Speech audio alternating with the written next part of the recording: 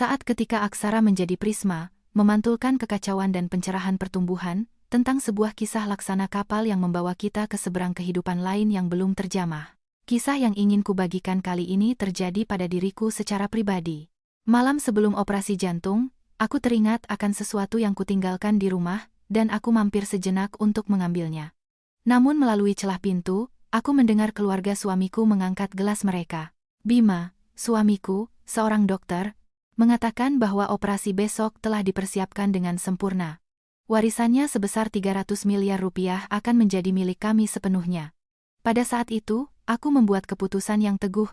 Akhir ceritanya benar-benar sebuah kemenangan. Besok, akhirnya, adalah hari operasi jantungku. Ibu Kirana, Anda baik-baik saja? Suster Rina dengan cemas menyentuh bahuku. Apakah Anda tidak terlalu gugup? Aku memaksakan senyum. Tidak, hanya sedikit takut. Itu adalah kebohongan.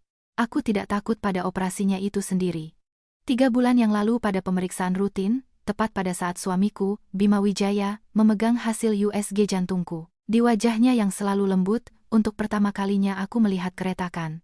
Dia adalah dosen kardiologi termuda di pusat medis bergengsi di Jakarta, Harapan Medika, suamiku dan orang yang paling kupercayai di dunia. Kirana, perlu operasi segera. Suaranya saat itu terdengar seolah dari kejauhan. Ini adalah insufisiensi katup mitral yang parah dengan prolaps. Gagal jantung bisa terjadi kapan saja. Dan sekarang, berdiri di bawah cahaya redup di koridor rumah sakit, aku tiba-tiba teringat bahwa aku mengenakan sesuatu yang tersisa dari ibuku. Sebuah kalung mutiara sederhana. Salah satu dari sedikit barang yang tersisa setelah orang tuaku tewas dalam kecelakaan pesawat. Aku akan pulang sebentar, mengambil sesuatu, kataku kepada Suster Rina. Aku akan kembali dalam 2 jam. Tetapi Profesor Bima menyuruh Anda untuk istirahat total. 2 jam sudah cukup. Suaraku terdengar lebih tajam dari yang kuduga, memotong ucapannya. Kota malam itu bermandikan cahaya. Di dalam taksi, memandangi papan-papan neon Jakarta yang berlalu lalang, pikiranku kembali ke 7 tahun yang lalu saat pertemuan pertama kami di halaman Universitas Indonesia. Bima Wijaya, mahasiswa terbaik Fakultas Kedokteran, dan aku, mahasiswi Fakultas Sastra, kombinasi seperti dalam drama romantis. Dia mendekatiku dengan keromantisan yang nyaris obsesif. Setiap hari dia memberiku surat tulisan tangan, secara kebetulan bertemu denganku di jalan setapak yang selalu kulalui. Dia bahkan menolak magang di luar negeri demi aku. Kamu lebih penting dari masa depanku, katanya saat melamarku. Dia berlutut dengan satu kaki dan menatapku dengan ketulusan yang membuat hatiku luluh. Sekarang aku sadar, itu adalah momen paling bodoh dalam hidupku.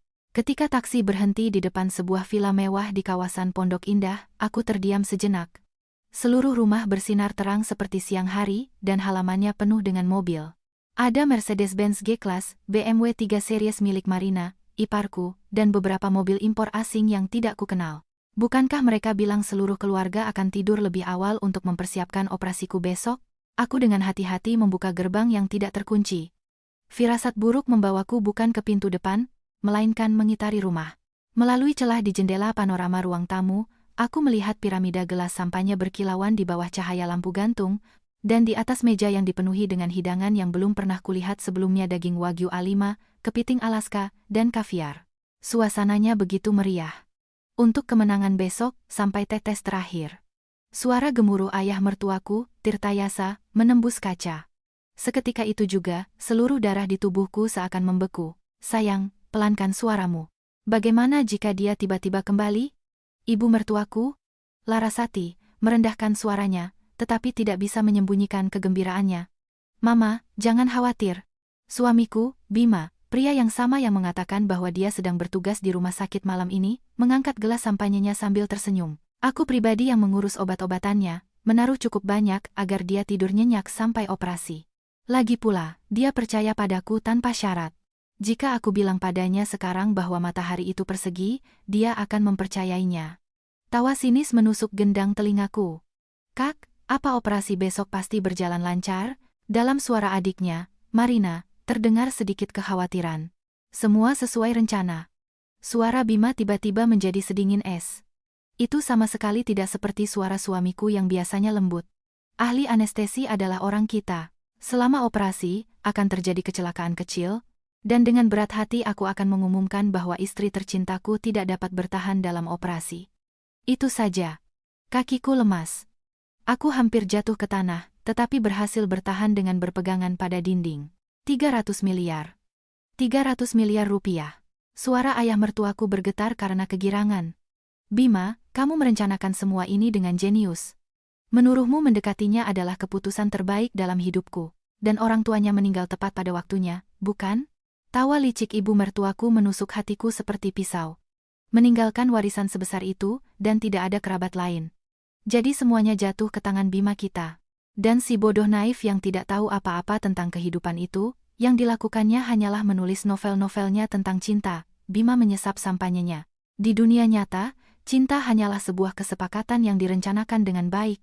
Aku menggigit bibir bawahku hingga berdarah. 7 tahun pernikahan, semuanya bohong. Warisan besar yang ditinggalkan orang tuaku. Kematian mereka dalam kecelakaan pesawat. Saat itu, Bima sedang magang di maskapai penerbangan tersebut. Sekarang bukan waktunya untuk putus asa. Dengan tangan gemetar, aku mengeluarkan ponselku dan menyalakan rekaman video, mengarahkan lensa ke pesta gila di balik jendela. Aku butuh bukti, aku harus berpikir jernih. Kenapa Yulia tidak ada? Tiba-tiba ibu mertuaku bertanya. Dia hamil, pertemuan seperti ini tidak baik untuknya sekarang. Suara Bima tiba-tiba melembut. Besok, ketika semuanya selesai, aku bisa bersama Yulia secara terbuka. Dan anak kita akan memiliki keluarga yang utuh. Yulia. Yulia Puspita. Aku tahu nama itu. Wakil kepala apotek di rumah sakit. Rekan kerja kompeten yang sering dibicarakan Bima dengan kekaguman. Orang yang sama yang 3 bulan lalu meresepkan dan menyiapkan obat baru untukku. Aku mual karena jijik. Aku memaksa diriku untuk terus merekam. Setelah merekam cukup bukti, aku diam-diam meninggalkan halaman. Kembali di taksi, akhirnya aku membiarkan air mata mengalir deras dari mataku. Sopir taksi dengan cemas menatapku di kaca spion. Aku melambaikan tanganku, ke rumah sakit, tolong secepat mungkin. Lampu kota di luar jendela masih bersinar terang, tetapi duniaku telah runtuh. Ketika orang tuaku meninggal, aku pikir Bima adalah penyelamatku. Baru sekarang aku sadar, dia sedang menggali kuburanku. Tapi kalian melewatkan sesuatu, aku tertawa kecil dalam hati, menggenggam erat kalung mutiara ibuku di tanganku. Aku Kirana Wijayanti, bukan salah satu dari domba-domba yang pasrah pergi ke pembantaian. Aku mengeluarkan ponselku dan menekan nomor yang tidak pernah kuhubungi selama 7 tahun. Sari, ini aku. Aku butuh bantuanmu. Suaraku begitu tenang, bahkan aku sendiri terkejut. Setelah menutup telepon, aku langsung menekan nomor lain. Itu adalah pengacara pribadi dan wali amanat warisan yang ditunjuk orang tuaku untukku semasa hidup mereka. Bapak Hartono, segera bekukan semua aset saya. Ya, termasuk rekening bersama dengan Bima Wijaya. Sambil menatap lampu-lampu yang berlalu lalang, aku melanjutkan. Dan tolong hubungi Profesor Adi Wijaya dari Harapan Medika. Ya, spesialis bedah jantung terbaik itu. Aku perlu mengganti ahli bedah untuk operasiku besok. Setelah selesai berbicara, aku menarik napas dalam-dalam. Besok di meja operasi, akan ada sebuah drama dengan alur cerita yang tidak pernah mereka duga. Dan sutradara dari drama ini adalah aku. Cahaya lampu operasi menyilaukan. Aku menyipitkan mata. Bau antiseptik menusuk hidung. Aku menghitung ubin di langit-langit, berusaha menjaga ketenangan. Hari ini adalah hari di mana aku mempertaruhkan nyawaku. Secara harfiah. Tekanan darah 120,80, denyut nadi 72. Semua parameter normal, terdengar suara dari balik masker ahli anestesi. Ketika dia menatapku, matanya memancarkan simpati yang nyaris tak terlihat. Aku mengangguk hampir tak terlihat. Ini adalah Dr. Sanjaya, ahli anestesi yang secara pribadi diundang oleh Profesor Adi Wijaya. Katanya, dia punya urusan lama dengan Bima. Musuh dari musuhku saat ini adalah sekutu paling andalku. Jangan khawatir, Bu Kirana, kata Dr. Sanjaya, sambil mengatur infus dan dengan sengaja meninggikan suaranya. Suami Anda menunggu di luar. Operasi akan berjalan lancar. Aku sadar bahwa kata-kata ini ditujukan untuk kemungkinan adanya alat penyadap. Bima, sebagai dokter di rumah sakit ini, mampu melakukan apa saja. Tadi malam, setelah meninggalkan rumah, aku menelepon Profesor Adi Wijaya, seorang teman dekat orang tuaku, sepanjang malam dan mengatur penggantian seluruh tim operasi. Terima kasih, jawabku pelan, sambil dengan ringan mengetukkan jari-jariku pada formulir persetujuan operasi, mengetikkan kode Morse, rekam. Dr. Sanjaya mengangguk tak terlihat. Bagus. Sejak memasuki ruang operasi, semua percakapan akan menjadi bukti. Kita mulai anestesi umum ahli bedah, Profesor Adiwijaya. Obat dingin mengalir melalui pembuluh darahku. Seperti yang diajarkan Dokter Sanjaya, aku mulai berpura-pura perlahan kehilangan kesadaran. Kelopak mataku terasa berat, napasku melambat, dan akhirnya, aku benar-benar menutup mataku. Tetapi sebenarnya, berkat anestesi yang dipilih secara khusus, aku berada dalam kondisi sadar yang aneh, merasakan semua yang terjadi di sekitarku. Aku hanya tidak bisa bereaksi. Ini adalah tahap pertama dari perangkap yang telah kurencanakan dengan cermat. Pasien dalam keadaan teranestesi, lapor Dokter Sanjaya secara resmi.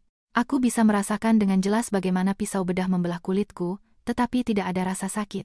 Aku mendengar instruksi pelan Profesor Adiwijaya kepada asistennya, suara nyaring alat-alat medis yang saling bersentuhan. Profesor Bima baru saja mengirim pesan, menanyakan bagaimana keadaannya, kata salah satu perawat dengan pelan. Jantungku berdebar kencang. Monitor segera mengeluarkan sinyal peringatan. Tekanan darah meningkat. Mungkin reaksi awal terhadap anestesi. Menambah dosis sedatif, Dokter Sanjaya dengan cekatan menutupi gejolak emosiku. Setetes keringat dingin mengalir di pelipisku, dan seorang perawat dengan hati-hati menyekanya. Bima, tentu saja, sedang memantau jalannya operasi. Dia tidak sabar untuk mendapatkan warisanku. Pikiranku kembali ke 3 tahun yang lalu, ketika orang tuaku baru saja meninggal. Kecelakaan pesawat itu merenggut 2 orang yang paling kucintai dan meninggalkan warisan sebesar 300 miliar rupiah. Saat itu Bima sangat perhatian. Dia menawarkan diri untuk mengurus semua prosedur hukum dan keuangan. Kamu terlalu berduka. Percayakan hal-hal sepele ini padaku, katanya, sambil mengelus kepalaku dan menatapku dengan tatapan lembut. Aku akan mengurus semuanya. Saat itu aku sangat tersentuh. Sekarang, kenangan-kenangan ini membuatku merinding. Kapan dia mulai merencanakan semua ini? Semua tindakan romantisnya, saat dia mendekatiku, semua itu karena warisan. Operasi berlangsung selama 4 jam. Aku terus sadar, mendengarkan percakapan profesional para dokter dan merasakan bagaimana jantungku diperbaiki. Ketika jahitan terakhir dibuat, Profesor Adiwijaya menghela napas panjang. Operasi berhasil. Katup mitral telah pulih sepenuhnya. Setelah rehabilitasi, fungsi jantung akan kembali lebih dari 90%. Beritahu Profesor Bima? Tanya perawat. Tentu saja, jawab Profesor Adiwijaya dengan nada biasa, sampaikan bahwa istrinya sangat kuat dan operasi berjalan sangat lancar. Aku hampir bisa melihat wajah Bima saat mendengar berita itu. Padahal tadi malam dia sangat yakin bahwa aku akan mati di meja operasi. Pikiran itu membuat gelombang kepuasan dingin menjalari tubuhku. Ketika aku dibawa keluar dari ruang operasi, aku sengaja menggetarkan kelopak mataku, memainkan peran orang yang baru sadar dari bius. Sayang. Bima segera berlari ke berangkar dan menggenggam tanganku. Telapak tangannya basah dan dingin, tetapi matanya anehnya kering. Aku tidak melewatkan detail sekecil ini. Kekhawatiran yang tulus merangsang sistem saraf simpatik, menyebabkan telapak tangan berkeringat, tetapi pada saat yang sama juga merangsang produksi air mata. Dia, seorang ahli bedah jantung, tidak mungkin tidak mengetahuinya. Bima, aku sengaja mengucapkan namanya dengan tidak jelas. Aku di sini, sayang. Bima membungkuk ke arahku. Dia berbau aroma kopi samar dan antiseptik. Tidak ada bau sampanye. Dia jelas telah dengan cermat menghilangkan semua jejak kegilaan kemarin. Anak kita, kataku terbata-bata, mengamati reaksinya. Pupil matanya menyempit tajam, dan jari-jarinya tanpa sadar meremas tanganku dengan menyakitkan. Anak apa? Suaranya tiba-tiba menjadi lebih tinggi, tetapi segera merendah lagi. Sayang, kamu masih belum pulih dari bius. Jangan bicara omong kosong. Seperti yang kuduga. Aku tersenyum dalam hati. Berita tentang kehamilan Yulia yang kudengar kemarin adalah benar. Aku berpura-pura mengerutkan kening dengan bingung dan menutup mata, membiarkan perawat membawaku ke ruang perawatan intensif. Cahaya di ruang perawatan intensif jauh lebih lembut. Setelah memastikan bahwa hanya aku dan seorang perawat yang tersisa di ruangan itu, aku membuka sedikit mataku. Sari, aku susah payah mengucapkan nama itu. Perawat itu menatapku dengan heran. Anda butuh sesuatu? Aku menggelengkan kepala dan menutup mata lagi. Beberapa menit kemudian, pintu kamar terbuka pelan. Tercium aroma parfum Chanel nomor 5 yang familiar. Bahkan tanpa membuka mata, aku tahu siapa itu. Tolong semuanya keluar. Saya teman pasien dan seorang ahli bedah saraf. Saya perlu memeriksa refleks neurologisnya sendirian, terdengar suara wanita yang tegas. Langkah kaki menjauh, pintu tertutup, dan aku segera membuka mata. Sahabatku, Sari Puspita. Di wajahnya yang halus dan tegas, terbaca kecemasan dan kemarahan. Hari ini dia tanpa riasan, dan lingkaran hitam di bawah matanya terlihat jelas. Rupanya, dia tidak tidur semalaman. Kamu benar-benar gila, bisiknya. Tahu tidak betapa takutnya aku saat kamu menelepon? Jika Profesor Adiwijaya tidak mengonfirmasi, aku akan mengira kamu berhalusinasi karena bius. Aku mencoba tersenyum, tetapi karena selang di mulutku, sudut bibirku terasa sakit. Apa yang berhasil kamu ketahui? Tanyaku dengan suara serak. Sari mengeluarkan flash drive dari saku jas putihnya. Semuanya ada di sini. Suamimu? Bukan, 6 bulan terakhir ini dia mencari banyak artikel tentang komplikasi setelah operasi jantung, terutama tentang metode untuk menyebabkan tromboemboli secara artifisial. Aku menahan napas. Tromboemboli adalah penyakit turunan dari garis ibu. Itu juga disebutkan dalam laporan otopsi setelah kecelakaan pesawat, bisikku. Dan Yulia. Dia bukan hanya seorang apoteker, dia mantan teman sekelas Bima. Mereka pernah berpacaran, lalu putus, tapi 3 bulan lalu, tepat saat kamu sakit, dia tiba-tiba pindah ke sini dari sebuah rumah sakit di provinsi. Aku menutup mata, menyatukan informasi. Semuanya cocok. Penyakit jantungku, obat-obatan yang dipilih secara khusus, kecelakaan selama operasi. Itu adalah pembunuhan yang direncanakan dengan cermat. Dan lagi, Sari ragu sejenak, aku memeriksa laporan keuangan Bima. Selama 2 tahun terakhir, dia telah mengambil 5 polis asuransi jiwa dengan jumlah besar. Penerima manfaatnya dalam semua kasus adalah dirinya sendiri. Berapa jumlahnya? Tanyaku dengan tenang. Totalnya 120 miliar rupiah. Aku hampir tertawa. Warisan 300 miliar tidak cukup baginya. Dia memutuskan untuk mengambil asuransi juga. Keserakahan Bima melampaui semua bayanganku. Aku ingin kamu melakukan sesuatu. Aku menggenggam tangan Sari. Hubungi pengacara Hartono dan katakan padanya untuk meluncurkan proyek Phoenix. Mata Sari membelalak. Kamu serius? Itu kan rencana darurat yang ditinggalkan orang tuamu. Tentu saja. Suaraku lemah, tetapi tegas. Dan tugaskan orang untuk mengawasi Yulia. Jika dia hamil, dia pasti akan menunjukkan dirinya. Sari mengangguk, mengeluarkan smartphone baru dari sakunya dan meletakkannya di bawah bantalku. Komunikasi melalui ini. Telepon bersih, tidak terdaftar atas namamu.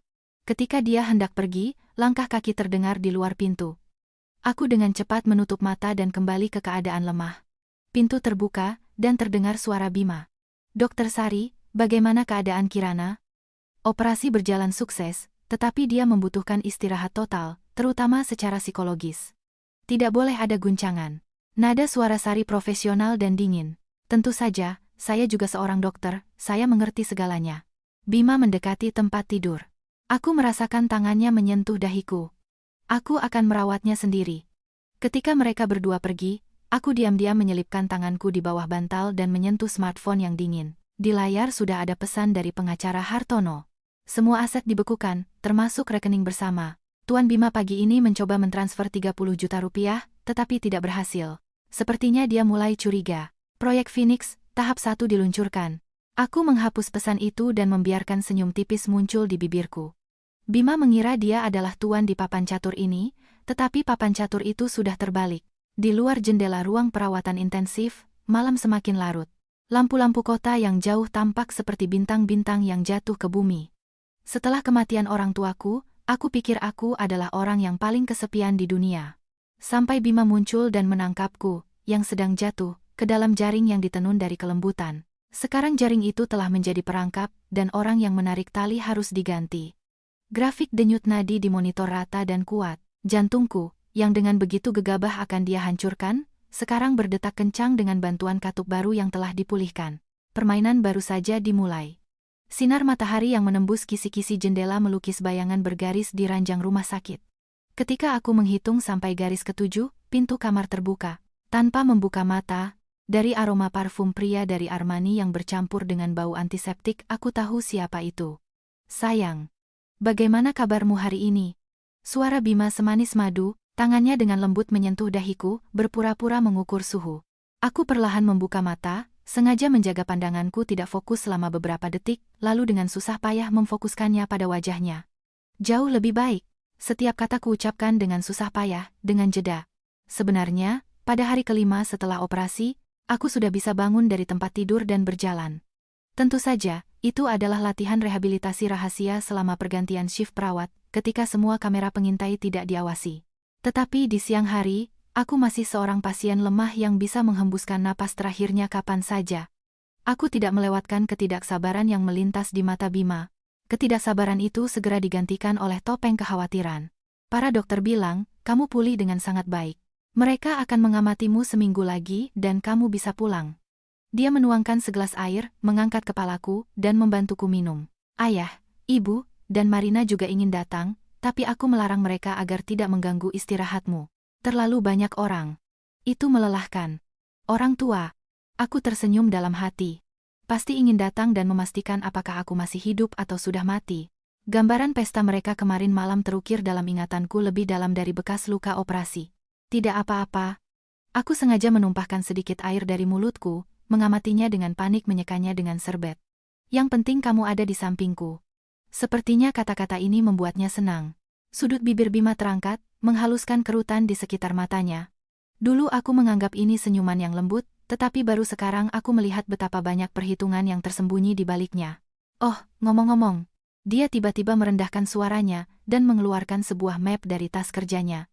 Ini dokumen dari perusahaan asuransi dan rumah sakit. Perlu ditandatangani. Ini hanya formalitas, hanya beberapa tanda tangan. Ujung jariku sedikit gemetar. Akhirnya dia menunjukkan wajah aslinya.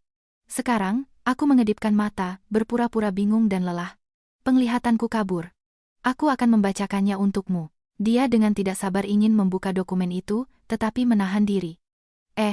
Ini hanya poin-poin standar. Konfirmasi pembayaran operasi dan prosedur untuk menerima pembayaran asuransi. Aku melirik sekilas judul di halaman atas. Surat kuasa pengelolaan harta, poin-poin yang ditulis dengan huruf kecil disembunyikan dengan cerdik oleh jari-jarinya. Aku pernah melihat dokumen serupa dalam contoh yang ditunjukkan pengacara Hartono kepadaku. Satu tanda tangan, dan aku menyerahkan semua hak pengelolaan kekayaanku kepadanya. Aku dengan lemah mengulurkan tangan dan, tanpa menyentuh pena, sengaja menjatuhkan tanganku, memalingkan kepala ke samping, dan menutup mata. Kirana, suara Bima menjadi mendesak. Bukan karena khawatir, tetapi karena takut hidangan yang sudah jadi bisa rusak. Aku menggetarkan kelopak mataku beberapa kali dan membuka sedikit mataku. Maaf, tiba-tiba aku sangat lelah. Otot-otot di wajahnya menegang. Dia memaksakan senyum. Tidak apa-apa. Nanti, setelah kamu pulih. Map itu dengan kasar dimasukkan kembali ke dalam tas kerja, dan resletingnya ditutup dengan suara gemeretak yang bisa merobeknya.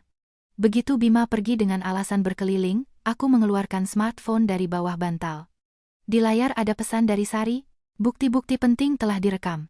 Hari ini pukul 15.00, atap gedung kedua. Aku menghapus pesan itu dan menatap keluar jendela.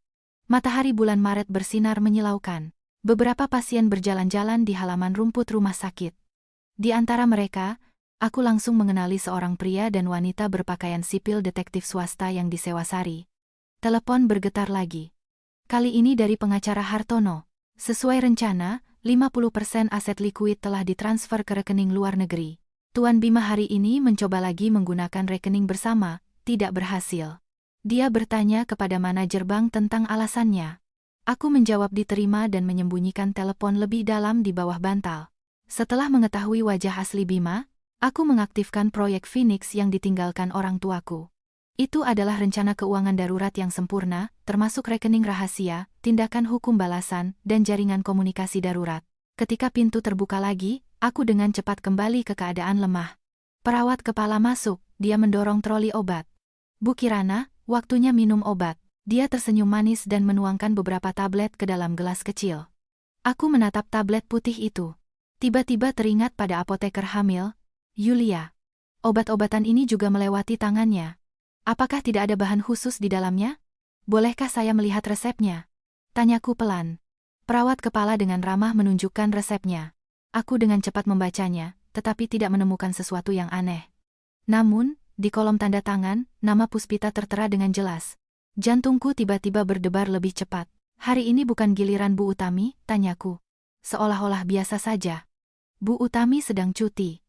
Yulia Puspita menggantikannya, kata perawat kepala, sambil memberiku segelas air. Anda kenal Yulia Puspita? Bima bercerita tentangnya. Aku menelan tablet-tablet itu, diam-diam menyembunyikan satu di bawah lidahku. Katanya sangat kompeten. Perawat kepala tersenyum. Ya, muda, berbakat. Katanya, mereka kuliah bersama suami Anda di universitas. Ketika perawat itu pergi, aku segera memuntahkan tablet itu, membungkusnya dengan serbet, dan memasukkannya ke dalam saku piyama rumah sakit. Sari akan tahu siapa yang harus menganalisisnya. Malamnya, Bima kembali dengan makanan dalam wadah. Dia dengan penuh perhatian menata meja di tempat tidur. Sop ikan favoritmu dari restoran Bunga Rampai. Aku sengaja pergi ke sana. Dia menyendok sesendok, mendinginkannya, dan membawanya ke bibirku. Aku, menahan mual, membuka mulut. Sop ikan dari restoran yang dulu kusukai sekarang terasa seperti pengkhianatan. Di masa kuliah, aku pernah bilang bahwa aku suka sop ikan di sini. Dan Bima setiap pagi bangun lebih awal, mengantre, membelinya, dan menungguku di asrama. Saat itu aku menangis terharu. Sekarang aku sadar bahwa itu hanyalah investasi yang sangat efisien dengan biaya rendah. Oh, ngomong-ngomong, katanya tiba-tiba, minggu depan ada spesialis internasional yang datang ke rumah sakit kita untuk konferensi. Mungkin kita bisa memintanya untuk mengonsultasikanmu. Dia yang terbaik di bidang kardiologi. Ini kesempatan langka. Sendok di dekat mulutku sedikit bergetar. Aku mengangkat mata dan menangkap kilatan perhitungan di matanya. Konsultasi. Atau cara untuk mempercepat kematianku. Baiklah. Aku mengangguk patuh. Terserah katamu. Bima tersenyum puas dan menyuapiku beberapa sendok lagi. Kemudian, seolah-olah sambil lalu, dia bertanya, ngomong-ngomong, di mana dokumen warisan orang tuamu? Maksudku, sertifikat kepemilikan, saham, dan lain-lain. Siapa tahu tiba-tiba dibutuhkan. Aku menggertakkan gigi. Akhirnya dia langsung ke intinya. Di brankas, jawabku pelan. Tapi aku tidak ingat kata sandinya. Nanti setelah aku lebih baik. Wajahnya membeku sejenak, tetapi segera kembali ke ekspresi semula. Itu tidak mendesak. Cepat sembuh. Pada saat itu, telepon di bawah bantal bergetar. Bima segera menoleh dengan waspada ke arah itu. Suara apa itu? Ranjang listrik. Aku menunjuk ke remote di kepala tempat tidur. Perawat tadi pagi mengaturnya. Dia melihat sekeliling dengan curiga, tetapi akhirnya memutuskan untuk tidak menyelidikinya. Ketika dia pergi ke kamar mandi, aku dengan cepat memeriksa pesan itu. Itu adalah foto dari Sari.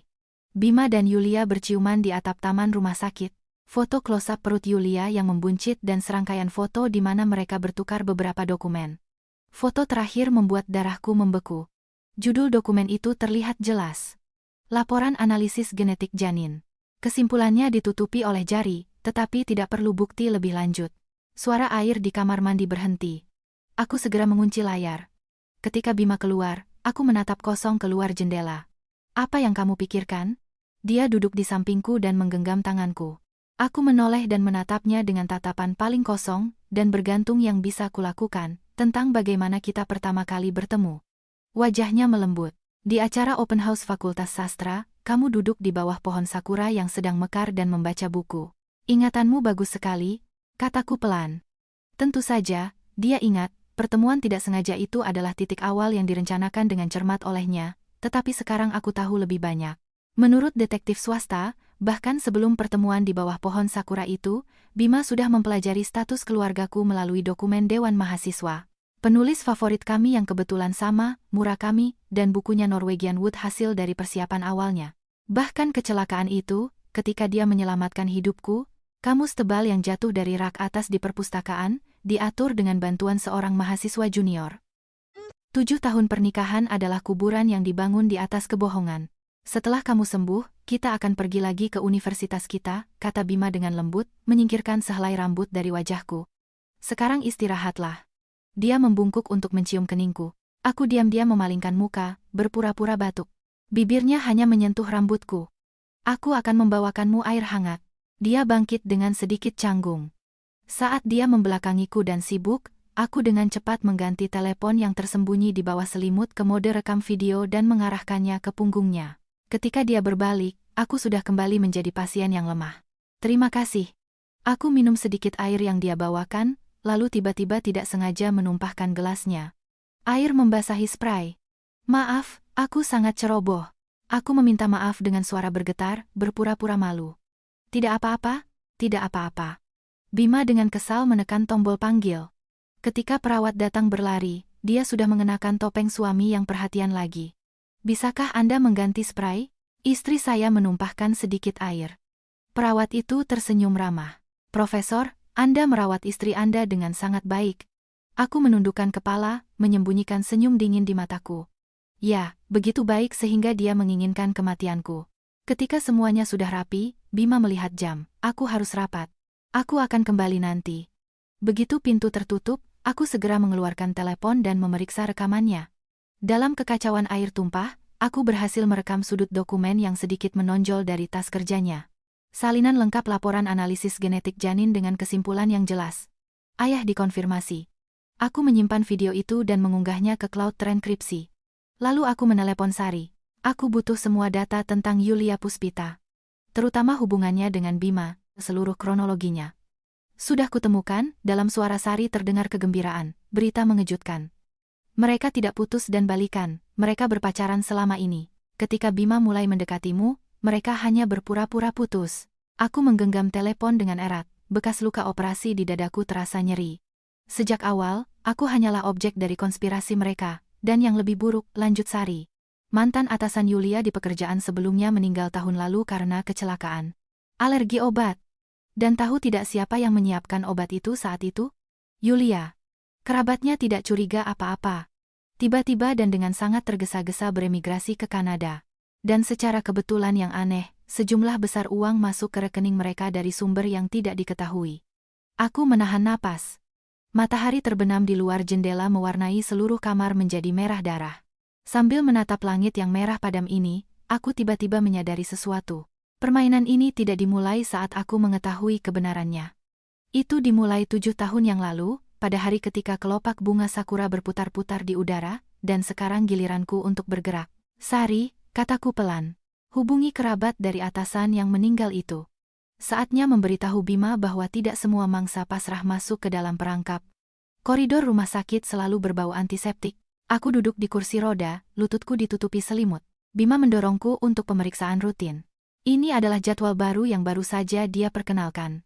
2 kali seminggu USG jantung dengan dalih pengawasan ketat. Bagaimana perasaanmu hari ini? Dia membungkuk ke telingaku dan bertanya. Napasnya menyentuh daun telingaku. Dulu, kedekatan seperti ini membuat jantungku berdebar, sekarang hanya membuatku mual. Jauh lebih baik. Aku sengaja meregangkan suku kata, berbicara dengan suara ringan seperti bulu. Senang sekali bisa berada di luar. Sebenarnya, aku sudah bisa menaiki tangga. Selama 2 minggu terakhir latihan rahasia, aku telah memulihkan 70% kekuatanku.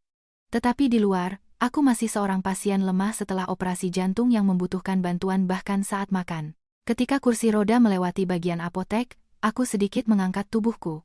Tunggu, aku menunjuk ke ruangan di balik kaca transparan. Itu bukan Yulia Puspita. Jari-jari Bima meremas bahuku dengan kuat, tetapi segera rileks. Di balik kaca, Yulia sedang memeriksa resep. Jas putih tidak bisa menyembunyikan perutnya yang membuncit. Ah, benar. Ingatanmu bagus sekali. Suaranya tiba-tiba naik 1 oktav. Aku diam-diam mengamati reaksinya. Jakunnya bergerak, tetesan keringat muncul di dahinya. Dengan tangan kirinya, dia tanpa sadar memutar-mutar cincin kawinnya. Perilaku khas Bima ketika dia gugup. Selama 7 tahun, ini pertama kalinya aku melihatnya begitu jelas. Dia hamil. Aku berpura-pura baru saja menyadarinya dan membuka mata lebar-lebar. Terakhir kali aku tidak memperhatikan. Napas Bima menjadi terasa lebih cepat. Ah, ya, katanya sudah bulan ke-6. Dia mempercepat laju kursi roda. Kita harus bergegas. Jadwal USG. Tapi aku tidak akan melepaskannya. Suaminya mungkin juga seorang dokter, tanyaku dengan polos. Kursi roda berhenti mendadak. Bima mengitarinya, berlutut di depanku, dan menggenggam tanganku. Kirana, dengarkan aku. Tatapannya gelisah. Di rumah sakit beredar gosip buruk tentang Yulia Puspita. Jangan percaya. Suaminya bekerja di luar negeri, hampir tidak pernah datang. Aku hampir tertawa terbahak-bahak. Kebohongan yang sangat canggung. Dia bahkan tidak bisa membuat cerita latar yang masuk akal. Ah, aku menundukkan kepala, menyembunyikan senyum di mataku. Hanya saja aku pikir dia sendirian dan kesulitan. Bima menghela napas lega dan berdiri. Dia terus mendorong kursi roda. Ya, tidak mudah baginya. Nada suaranya menjadi jauh lebih ringan. Ngomong-ngomong, minggu depan kamu mungkin sudah bisa pulang. Senang sekali, jawabku pelan. Tapi dalam pikiranku, aku sudah menyusun daftar tugas. Pengacara Hartono telah secara diam-diam mengalihkan kepemilikan 3 properti real estate yang ditinggalkan orang tuaku ke sebuah firma hukum di luar negeri. Saham dalam bisnis keluarga, setelah melalui beberapa tahap, kembali di bawah kendaliku. Bahkan 300 miliar rupiah itu telah didistribusikan ke rekening di 7 negara berbeda. Dan tentang semua ini, Bima masih belum tahu. USG, seperti biasa, menunjukkan bahwa semuanya normal. Setelah kembali ke kamar, Bima menerima telepon, dan wajahnya berubah. "Apa yang terjadi?" tanyaku dengan lemah. Tidak ada apa-apa, masalah kecil di departemen." Dia memaksakan senyum, tetapi tidak bisa menyembunyikan kecemasan di matanya. "Aku harus pergi mengurusnya. Aku akan kembali nanti." Dia begitu tergesa-gesa sehingga bahkan lupa melepas jas putihnya. Aku segera mengeluarkan smartphone dari bawah bantal. Dari Sari, datang beberapa lusin pesan. Yang terakhir berbunyi, dia tahu bahwa rekening bersama dibekukan. Senyum dingin muncul di bibirku. Akhirnya suamiku yang lembut itu curiga. Telepon bergetar. Pengacara Hartono menelepon. Aku dengan cepat menjawab. "Bima Wijaya baru saja dari bank." Suara pengacara itu tegang. Dia membuat keributan, tetapi manajer, seperti yang kita sepakati, menyalahkan semuanya pada pembekuan sementara karena pembaruan sistem. Dia percaya. Untuk saat ini ya, tetapi dia menuntut agar rekening itu dicairkan besok. Katanya dia perlu membayar biaya pengobatanmu. Pengacara itu terdiam sejenak. Aku tertawa kecil. Suami yang sangat perhatian. Bahkan menemukan alasan yang sempurna. "Lanjutkan dengan rencana B," kataku pelan. "Besok cairkan rekeningnya, tetapi sisakan hanya 50 juta rupiah. Sisanya biarkan tetap beku." Setelah menutup telepon, aku menatap keluar jendela. Matahari musim semi menyinari halaman rumput rumah sakit. Beberapa pasien berjalan-jalan. Di antara mereka, seorang wanita dengan mantel krem mengangkat kepalanya ke arah jendelaku. "Sari." Dia mengangguk hampir tak terlihat dan berjalan menuju tempat parkir. Aku tahu dia akan bertemu dengan detektif swasta untuk mendapatkan bukti baru tentang Yulia. Pintu kamar tiba-tiba terbuka. Aku buru-buru berbaring, tetapi itu bukan Bima. Seorang perawat muda dengan troli obat. "Bu Kirana, waktunya minum obat." Dia tersenyum manis dan menuangkan beberapa tablet ke dalam gelas kecil. Aku menatap mereka. Putih, bulat, pereda nyeri. Biru, oval, obat jantung, dan satu tablet merah muda yang belum pernah kulihat sebelumnya. "Ini obat baru?" tanyaku, menunjuk tablet merah muda itu. "Ah, ini vitamin yang ditambahkan oleh Yulia Puspita," jelas perawat itu. "Membantu pemulihan setelah operasi." Obat yang ditambahkan Yulia. Lampu merah menyala di kepalaku. Aku mengambil segelas air, berpura-pura menelan tablet-tablet itu, tetapi sebenarnya menyembunyikan yang merah muda di bawah lidahku. Ketika perawat itu pergi, aku segera memuntahkan tablet itu, membungkusnya dengan serbet, dan memasukkannya ke dalam laci meja samping tempat tidur. Ini adalah tablet khusus ketiga yang diam-diam kusimpan. Di laci sudah ada 2 lainnya dengan warna berbeda yang ditambahkan Yulia selama 2 minggu terakhir. Sari sudah mengambil yang sebelumnya dan memberikannya untuk dianalisis. Hasilnya akan segera datang. Aku berbaring lagi di tempat tidur dan teringat peristiwa 7 tahun yang lalu. Saat itu aku baru saja kehilangan orang tuaku dan menangis setiap malam. Bima muncul dalam hidupku seperti seberkas cahaya dalam kegelapan. Dia mengingat semua seleraku, tahu kapan harus memelukku, dan bahkan menebak di kafe mana aku akan menulis. "Kita sangat mirip," dia selalu berkata. Aku, si bodoh, mempercayainya. Sekarang aku sadar bahwa semua kebetulan itu adalah hasil dari pengintaian yang cermat. Detektif swasta menemukan bahwa Bima telah menyewa detektif lain untuk mempelajari kebiasaan dan rutinitasku.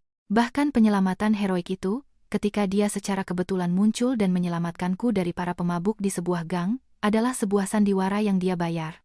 Telepon bergetar, menginterupsi ingatanku. Sari mengirimkan hasil analisis.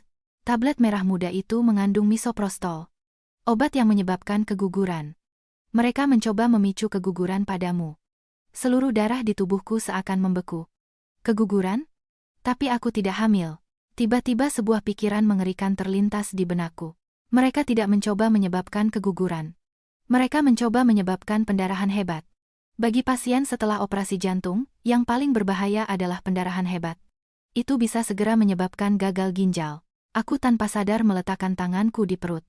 Pasangan ini tidak hanya mengincar uangku, tetapi juga nyawaku. Pintu terbuka lagi, Bima masuk. Wajahnya muram. Aku dengan cepat kembali ke keadaan lemah. Masalah dengan rekening sudah beres? Tanyaku dengan hati-hati. Dia membeku sejenak, lalu sadar.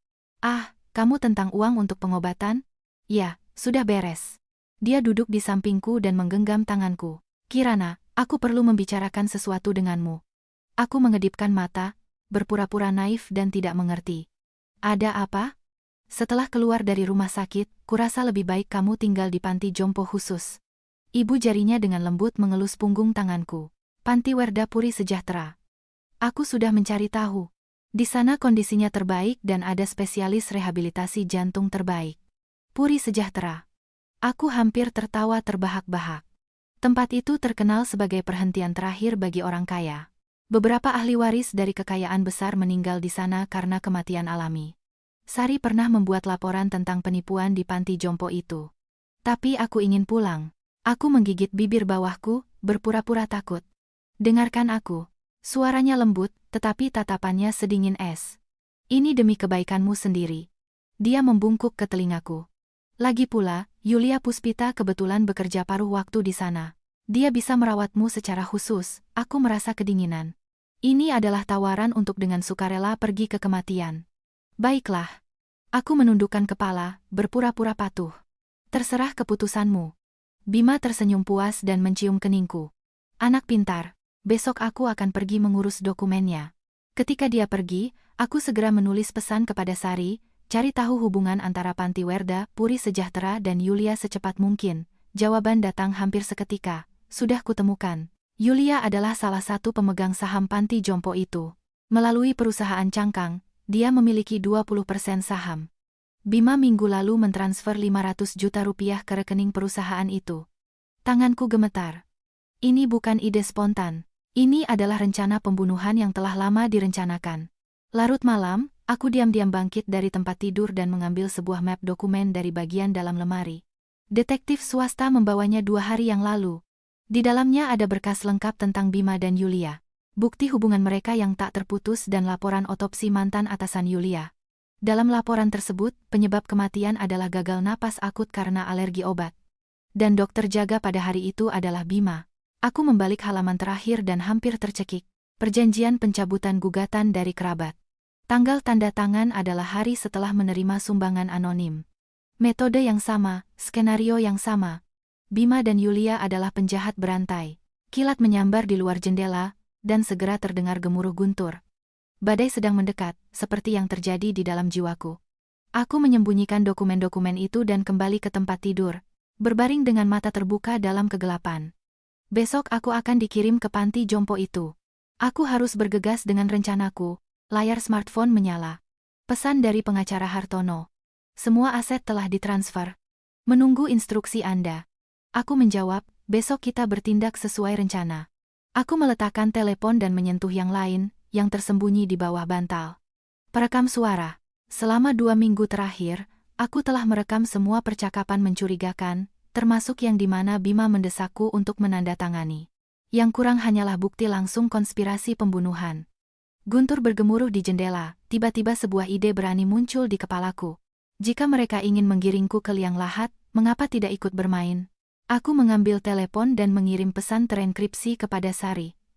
Siapkan tahap 2. Buat mereka percaya bahwa rencana mereka berhasil. Setelah menghapus rekaman itu, aku berbaring di tempat tidur. Besok permainan akan memasuki fase baru. Bima mengira dia adalah pemburu, tetapi dia tidak tahu bahwa mangsa telah bertukar tempat dengannya. Kilat menyambar lagi di luar jendela. Dalam sekejap cahaya terang itu, aku melihat bayanganku di cermin. Tatapan dingin dan tegas. Dan senyum tipis di bibirku. Badai sedang datang. Dan aku sudah siap dengan payungku.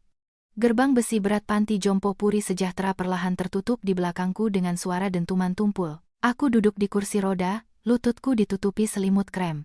Bima bersikeras memakainya, mengatakan itu adalah favoritku. Sebenarnya, aku benci warna itu, tetapi dia tidak tahu, atau dia tidak peduli. Selamat datang di Puri Sejahtera. Seorang perawat berseragam merah muda tersenyum manis dan mendorong kursi rodaku. Saya perawat pribadi Anda, Maria. Profesor Bima telah menjelaskan kondisi Anda secara rinci kepada saya. Aku mengangguk sedikit, dengan cepat melihat sekeliling. Lobi yang luas dilapisi marmer krem. Di dinding tergantung beberapa lukisan pemandangan yang menenangkan. Di sudut, sebuah air mancur bergemericik pelan. Dari luar tampak seperti panti jompo kelas atas, tetapi sebenarnya adalah tempat yang bisa menjadi kuburanku. Kirana, bagaimana menurutmu di sini? Bima berjalan di sampingku, meletakkan tangannya di bahuku. Aku sengaja memilih kamar dengan jendela menghadap ke selatan. Cerah. Aku memaksakan senyum. Terima kasih. Suaraku selemah mungkin. Kursi roda meluncur di sepanjang koridor panjang. Di kedua sisi ada pintu-pintu yang tertutup rapat. Aku memperhatikan bahwa setiap pintu memiliki kunci elektronik, dan di sudut-sudut koridor, kamera pengintai berputar tanpa suara. Tempat ini lebih mirip penjara elit daripada panti jompo. Sebagian besar penghuni kami sekarang berada di ruang tamu atau di pusat rehabilitasi, jelas perawat Maria. Karena itu koridornya begitu sepi. Penghuni. Kata yang sangat elegan. Aku tahu bahwa sebagian besar yang tinggal di sini adalah orang-orang kaya tetapi lemah. Banyak dari mereka meninggal karena kematian alami tak lama setelah masuk. Kamarku, seperti yang dikatakan Bima, cerah dan luas. Kamar tidur terhubung dengan ruang tamu kecil, yang perabotannya seperti suite di Hotel Bintang 5. Jika bukan karena peralatan medis di kepala tempat tidur dan tombol panggilan darurat di dinding, orang tidak akan menyangka bahwa ini adalah sebuah kamar pasien. Suka? Bima berlutut di depanku dan menggenggam tanganku. Ya, aku melihat sekeliling, sejenak menatap beberapa tempat di mana mungkin ada kamera, tapi aku sedikit takut. Dia menepuk tanganku. Jangan khawatir, aku akan datang setiap hari, dan Yulia Puspita juga akan mengawasimu. Ketika dia menyebut Yulia, ibu jarinya dengan ringan mengusap telapak tanganku. Itu adalah Sandi, rahasia kecil kami. Selama 7 tahun, isyarat ini berarti aku mencintaimu. Sekarang itu hanya menimbulkan rasa jijik. Perawat Maria membantuku pindah ke tempat tidur, gerakannya terampil dan lembut. Bu Kirana, makan siang akan saya antarkan dalam 1 jam, dan sekarang lebih baik Anda istirahat. Baiklah. Aku menutup mata, berpura-pura lelah. Bima mencium keningku. Aku akan pergi mengurus dokumen terakhir.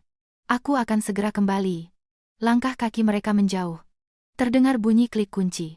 Aku segera membuka mata dan dengan cepat memeriksa ruangan. Di kepala tempat tidur, di 4 sudut langit-langit, dan di atas televisi 3 kamera tersembunyi diarahkan ke tempat tidur.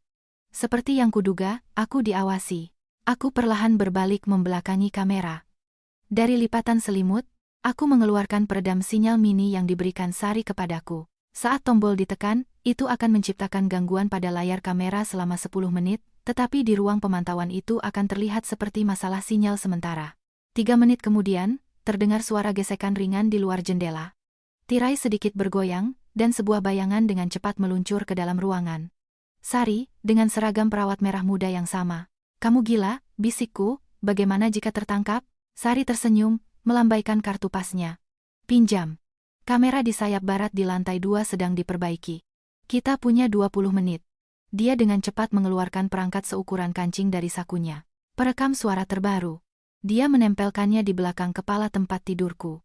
Dengan aktivasi suara dan peredam bising, kami dengan terampil memasang peralatan. Pada saat yang sama, Sari dengan cepat memeriksa ruangan. Tidak ada kamera di kamar mandi. Tetapi jangan mengatakan sesuatu yang penting. Mungkin ada penyadap. Dan obatnya? Tanyaku. Apa hasil analisisnya? Wajah Sari menjadi muram. Lebih buruk dari yang kita duga. Vitamin-vitamin ini tidak hanya mengandung obat penggugur kandungan, tetapi juga digitalis kerja lambat. Jika diminum dalam jangka panjang, akan menyebabkan gagal ginjal. Tepat komplikasi paling mematikan setelah operasimu. Dadaku sesak. Jadi, mereka akan memalsukan kematian alamiku agar tidak meninggalkan bukti apapun. Dan lagi, Sari membungkuk ke telingaku. Aku menemukan petunjuk tentang mantan pacar Bima. Bukan Yulia, tetapi yang dia kencani di universitas. Namanya Kartika. Dia bunuh diri 3 bulan sebelum wisuda.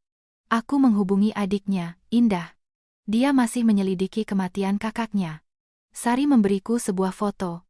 Wanita muda di foto itu entah bagaimana mengingatkanku pada diriku dari potongan matanya. Rasa dingin menjalari punggungku. Apakah Bima sengaja memilih wanita tipe ini? Langkah kaki terdengar di luar jendela. Sari dengan cepat memberiku smartphone baru, hanya untuk pesan terenkripsi, gunakan dalam keadaan darurat. Dan dengan cepat menyelinap keluar jendela, menghilang di semak-semak taman. Aku baru saja berhasil menyembunyikan telepon ketika pintu terbuka. Bima masuk, dan di belakangnya Yulia. Dia mengenakan jas putih. Perutnya sudah terlihat jelas. Di wajahnya ada senyum profesional. Bu Kirana, bagaimana perasaan Anda? Suaranya manis, tetapi palsu. Saya Yulia Puspita. Saya akan bertanggung jawab atas terapi obat Anda. Aku memaksa diriku untuk menatap lurus ke matanya. Terima kasih atas perhatiannya. Aku harus mencubit diriku sendiri di bawah selimut untuk menahan keinginan untuk menerkam dan mencakar wajah munafik ini. Yulia mendekati tempat tidur dan dengan terampil memeriksa infusku. Saya sudah berbicara dengan Profesor Bima. Anda pulih dengan baik, tetapi Anda membutuhkan perawatan profesional. Dia mengambil rekam medis di kepala tempat tidur. Saya sedikit menyesuaikan resep Anda, menambahkan beberapa suplemen makanan. Suplemen makanan? Aku hampir tertawa kecil. Mungkin maksudnya racun yang bisa merenggut nyawa. Terima kasih, kataku pelan, sambil menatap Bima. Dia berdiri di belakang Yulia dan menatapnya dengan kelembutan, tatapan yang sama yang dulu hanya ditujukan untukku. Itu pekerjaan saya. Yulia menutup rekam medisnya. Setelah makan malam, perawat akan membawakan obat Anda. Pastikan untuk meminumnya tepat waktu. Mereka menanyakan beberapa pertanyaan lagi tentang kondisiku dan pergi bersama. Ketika pintu tertutup, aku menghitung sampai 10 dan diam-diam bangkit. Melalui celah di tirai, aku melihat Bima dan Yulia berdiri di bawah, di taman dekat air mancur. Dia memeluk pinggangnya dan mencium keningnya. Tangannya, secara alami, diletakkan di perutnya yang membuncit. Pemandangan ini melukai hatiku lebih dari racun apapun. 7 tahun pernikahan ternyata hanyalah sebuah sandiwara. Aku menurunkan tirai dan tiba-tiba melihat rekam medis pasien di meja samping tempat tidur. Yulia, rupanya, secara tidak sengaja meninggalkannya. Aku dengan cepat membukanya. Di dalamnya ada selembar hasil USG. Jenis kelamin: laki-laki. Usia kehamilan: 24 minggu, 3 hari. Di bagian belakang, seseorang menulis alamat dan waktu dengan pensil. Besok 20.00, Jalan Akasia, nomor 12. Ini bukan kesalahan. Ini dilakukan dengan sengaja. Yulia mengejekku, memberitahuku tempat kencan mereka besok. Rupanya, dia masih menganggapku istri bodoh yang tidak tahu kebenarannya. Aku meletakkan hasil USG kembali ke tempatnya dan berbaring lagi di tempat tidur. Besok pukul 8 malam. Bima kemungkinan besar akan pergi dengan alasan bertugas. Ini akan menjadi kesempatanku untuk bertindak. Makan malam diantar tepat waktu. Makanan diet yang rapi, dan di sampingnya ada kotak kecil berisi obat-obatan. Di dalamnya ada tablet putih, biru, dan 3 tablet merah muda. Aku berpura-pura menelannya, tetapi diam-diam menyembunyikannya. Ketika perawat membawa nampan pergi, aku segera membungkus tablet-tablet itu dengan serbet dan menyembunyikannya di pakaian dalamku. Sari akan menemukan cara untuk mengambilnya. Di malam hari, panti jompo menjadi sunyi. Aku berbaring di tempat tidur, mendengarkan langkah kaki yang jarang terdengar di koridor dan menyusun rencana untuk besok. Tiba-tiba pintu terbuka pelan. Aku segera menutup mata dan mulai bernapas dengan teratur. Dia sudah tidur, bisik Bima pelan. Obatnya pasti sudah bekerja. Suara seorang wanita bukan Yulia, tetapi Marina, adiknya. Tentu saja, 1 dosis malam sudah cukup untuk membuatnya tidur sampai siang. Suara Bima dingin dan percaya diri. Besok malam kita bisa menyelesaikan prosedur terakhir. Jantungku berdebar kencang, tetapi aku tetap bernapas dengan tenang. Mereka mendekati tempat tidur. Melalui bulu mataku, aku melihat Bima, Marina, dan ayah mertuaku, Tirtayasa, berdiri di samping tempat tidurku. Seperti sekawanan burung bangkai yang mengelilingi mangsa yang sekarat. Masalah dengan pengacara sudah beres? Tanya Tirtayasa dengan kasar. Bima mengangguk. Begitu dia menandatangani surat kuasa ini, semua hartanya akan menjadi milikku. Dan jika setelah itu sesuatu terjadi padanya, tidak ada yang akan curiga. Dan dia benar-benar tidak curiga apa-apa? Tanya Marina dengan mendesak. Hari itu dia tiba-tiba bertanya tentang Yulia. Dia hanya si bodoh naif, cibir Bima. Selama 7 tahun dia percaya setiap kata-kataku. Besok, saat aku sedang bertugas, kalian bawa surat kuasa ini dan paksa dia menandatanganinya. Dia akan paling mengantuk saat bangun dan tidak akan membaca detailnya. Dan kemudian, dalam suara Marina terdengar kegembiraan. Setelah jeda singkat, Bima berkata pelan, Yulia telah menyiapkan obat khusus. Akan terlihat seperti serangan jantung, bahkan otopsi pun tidak akan menunjukkan penyebabnya. Aku hampir tidak bisa bernapas. Mereka dengan begitu tenang mendiskusikan rencana pembunuhanku. Dan yang paling mengerikan, Itu terdengar seolah-olah bagi mereka ini adalah hal yang biasa. Seperti dengan Kartika itu? Tiba-tiba Marina bertanya. Jantungku seolah berhenti. Kartika, mantan pacar yang baru saja dibicarakan Sari, yang bunuh diri. Diam. Teriak Bima dengan tajam. Jangan pernah menyebut itu lagi. Aku hanya bertanya, kata Marina dengan tersinggung. Kali ini jumlahnya jauh lebih besar. Cukup, ayo pergi dari sini. Tirtayasa menghentikan mereka. Besok kita bertindak sesuai rencana. Langkah kaki menjauh. Pintu terkunci lagi. Aku perlahan membuka mata. Seluruh tubuhku basah oleh keringat dingin. Perekam suara di belakang kepala tempat tidur pasti telah merekam seluruh percakapan ini, termasuk nama Kartika.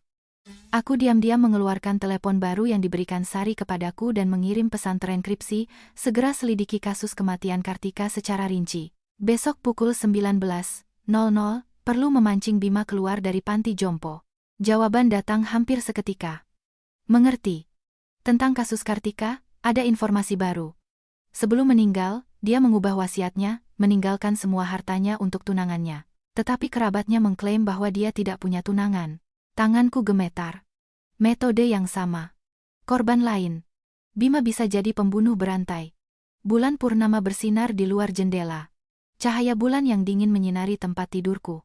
Besok adalah hari pertempuran yang menentukan hidup atau mati, dan aku siap. Bima mengira aku adalah domba di rumah jagal. Tetapi dia tidak tahu bahwa aku sudah mengasah cakarku. Cahaya pagi menembus tirai tipis. Hal pertama yang kulakukan saat bangun adalah memeriksa apakah perekam suara di bawah bantal masih ada. Percakapan keluarga Bima kemarin, seperti ular, berputar-putar di kepalaku. Hari ini mereka akan bertindak. Aku perlahan bangkit, sengaja membuat suara. Beberapa menit kemudian, pintu terbuka, dan perawat Maria masuk dengan nampan obat. Bu Kirana, selamat pagi. Dia tersenyum manis. Tidur nyenyak, kepalaku pusing sekali. Aku meletakkan tanganku di dahi, berbicara dengan suara lemah. Ini bukan akting. Tadi malam aku hampir tidak tidur. Menyusun rencana hari ini. Maria segera khawatir. Tekanan darah Anda sedikit rendah. Saya akan memasang infus glukosa untuk Anda. Sementara dia pergi, aku dengan cepat mengeluarkan telepon baru dari bawah kasur. Ada pesan terenkripsi yang datang saat fajar, terobosan dalam kasus Kartika. Seminggu sebelum kematiannya, wasiat diubah menjadi tunangan seorang BWW Wijaya. Laporan otopsi dipalsukan. Aslinya, kematian karena sesak napas. Sudah menghubungi adiknya, Indah. Tanganku gemetar. Korban lain. Yang disamarkan sebagai kecelakaan. Skema Bima selalu sama. Menggoda seorang gadis dari keluarga kaya, memenangkan kepercayaannya, memaksanya menulis ulang wasiat, dan kemudian menyingkirkan rintangan. Perawat Maria kembali dengan infus. Aku berpura-pura dia memasangnya, tetapi sebenarnya sedikit menjepit selangnya agar obat tidak masuk ke pembuluh darahku. Aku harus tetap sadar. Tidak ada pengaruh obat-obatan. Kapan Profesor Bima akan datang? Tanyaku dengan lemah. Dia akan datang saat jam kunjung siang, katanya, sambil mengatur kecepatan infus. Mau saya teleponkan? Aku menggelengkan kepala. Tidak perlu, jika dia sibuk. Ketika perawat itu pergi, aku memulai tahap pertama rencanaku. Menekan tombol panggilan darurat yang tersembunyi di bawah selimut dan tidak sengaja jatuh dari tempat tidur. Dengan suara dentuman tumpul, aku jatuh ke lantai. Sengaja menyenggol meja samping tempat tidur dengan tanganku, tiang infus jatuh. Botolnya pecah berkeping-keping. Pintu terbuka dengan keras. 2 perawat berlari masuk. Bu Kirana. Aku meringkuk di lantai, bernapas dengan cepat dan tersengal-sengal. Dadaku, sakit. Mereka memindahkanku ke kursi roda dan membawaku ke pusat medis. Saat melewati koridor, aku memastikan bahwa semua kamera pengintai berfungsi, lampu merahnya menyala. Peredam sinyal Sari tidak bertahan lama. Aku harus bergegas. Dokter di pusat medis, setelah pemeriksaan singkat, menyimpulkan bahwa mungkin ada memar ringan pada jantung dan diperlukan observasi lebih lanjut. Inilah yang kubutuhkan. Selama beberapa jam, berada di luar jangkauan kamera di kamarku. Teleponkan suamiku, pintaku dengan susah payah kepada perawat. Perawat itu mengangguk dan pergi. Memanfaatkan momen itu, aku melihat sekeliling. Ini adalah area observasi semi terbuka dengan 6 tempat tidur, dipisahkan oleh tirai. Tempatku berada di sudut terjauh. Di kepala tempat tidur ada tombol panggil, tetapi tidak ada kamera. Setelah memastikan tidak ada orang di sekitar, aku mengeluarkan telepon baru dari saku piyama dan dengan cepat mengirim pesan terenkripsi. Rencana dimulai. Perlu memancing Bima keluar dari panti jompo setidaknya selama 3 jam. Jawaban datang hampir seketika. Selesai. Dalam 10 menit dia akan ditelepon. Perekam suara siap. Aku menyentuh perekam suara mini yang dijahit di lapisan piyama. Ini adalah perangkat terbaru yang diserahkan Sari tadi malam melalui seorang perawat. Itu bisa merekam terus-menerus selama 48 jam dan menangkap bahkan suara pelan dari jarak 10 meter. Benar saja, tidak sampai 10 menit, langkah kaki tergesa-gesa Bima terdengar dari luar, bersama dengan suaranya yang kesal. Apa yang terjadi di sini? Aku sudah bilang. Tidak boleh ada guncangan. Maaf, Profesor, perawat itu menjelaskan dengan gugup. Bu Kirana sendiri yang menekan tombol panggil, dan ketika kami datang, dia sudah terbaring di lantai. Tirai tersingkap dengan kasar, dan Bima berlari masuk dengan wajah khawatir. Dia bahkan tidak mengenakan jasnya, rupanya bergegas dari rumah. Dia berlutut di samping tempat tidur dan menggenggam tanganku. Kirana, di mana yang sakit? Dadaku sesak, kataku terbata-bata. Tadi malam aku mimpi buruk. Alisnya sedikit berkerut. Dia meletakkan jari-jarinya di denyut nadiku. Bukan karena khawatir, tetapi untuk menilai kondisi fisikku. Aku sengaja bernapas tidak teratur, mempercepat detak jantungku. Pada saat itu, teleponnya berdering. Bima dengan kesal mengeluarkannya, melihat ke layar, dan wajahnya berubah. Aku harus menjawabnya, katanya kepada perawat. Telepon dari direksi. Dia berjalan ke sudut untuk menjawab, dia berbicara sangat pelan tetapi aku bisa mendengar beberapa kata, kapan? Anda yakin? Itu pasien saya, mengerti. Saya akan segera ke sana. Setelah menutup telepon, dia kembali kepadaku. Di wajahnya sudah ada topeng kelembutan. Kirana, ada rapat mendesak di rumah sakit. Aku harus pergi. Kamu akan aman di sini. Aku akan kembali secepat mungkin. Aku meraih lengan bajunya, berpura-pura ketakutan. Jangan pergi. Ayolah, sayang. Dia melepaskan jari-jariku.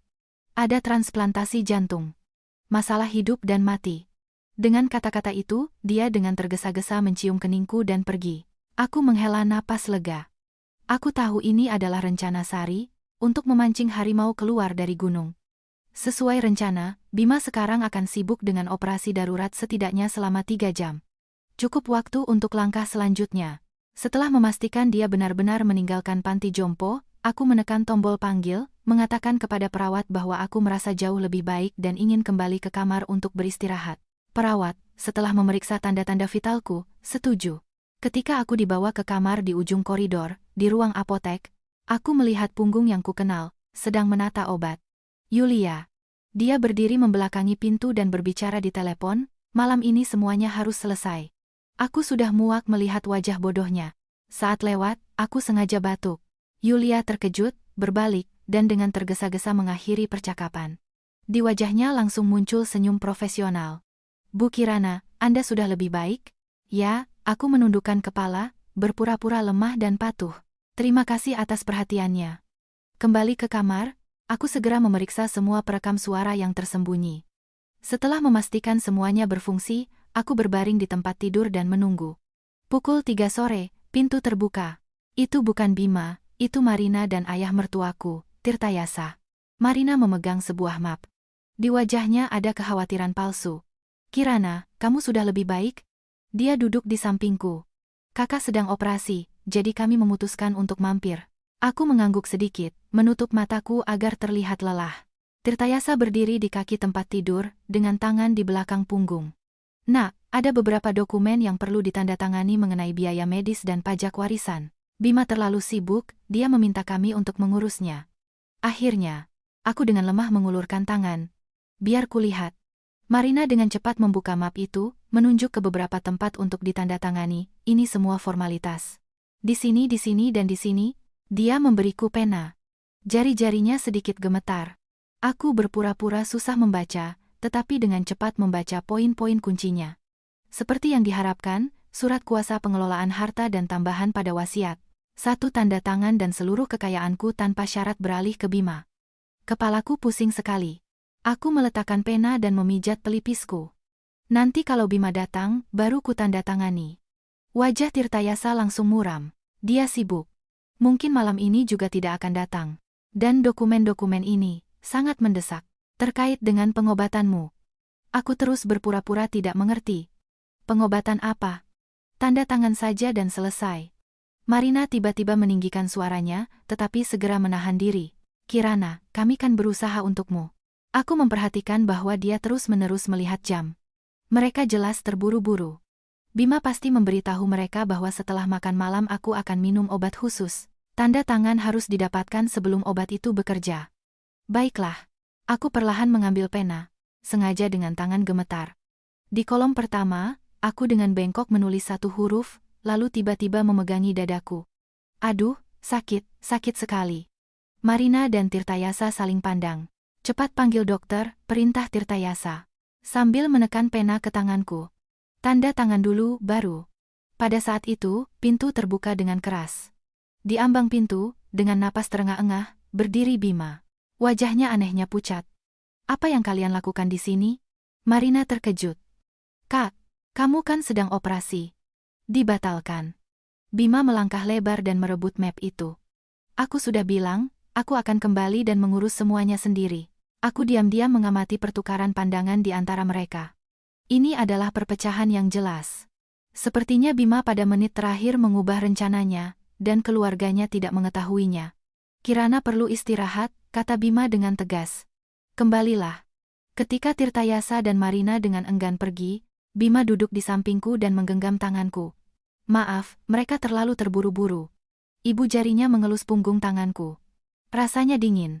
Dokumen-dokumen ini penting, tetapi kita bisa melakukannya saat kamu sudah lebih baik. Aku mengangguk, menunjukkan rasa terima kasih dan ketergantungan.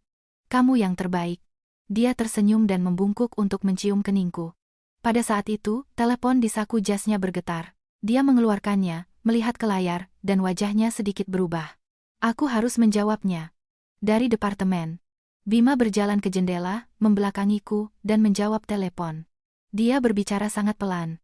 Aku sudah bilang jangan menelepon ke nomor ini. Tidak, hari ini tidak bisa. Kondisinya tidak stabil. Aku diam-diam menyelipkan tanganku di bawah bantal dan meningkatkan sensitivitas perekam suara. Aset-aset itu masih belum dicairkan.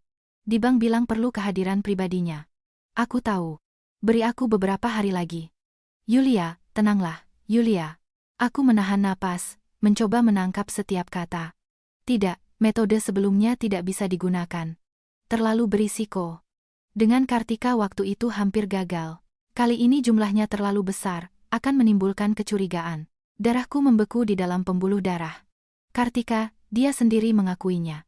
Dengar, malam ini semuanya sesuai rencana, tetapi jangan terlalu keras. Dia harus sadar untuk menandatangani. Besok aku akan membawanya ke bank, kita urus semuanya, dan setelah itu lakukan apa yang kamu mau.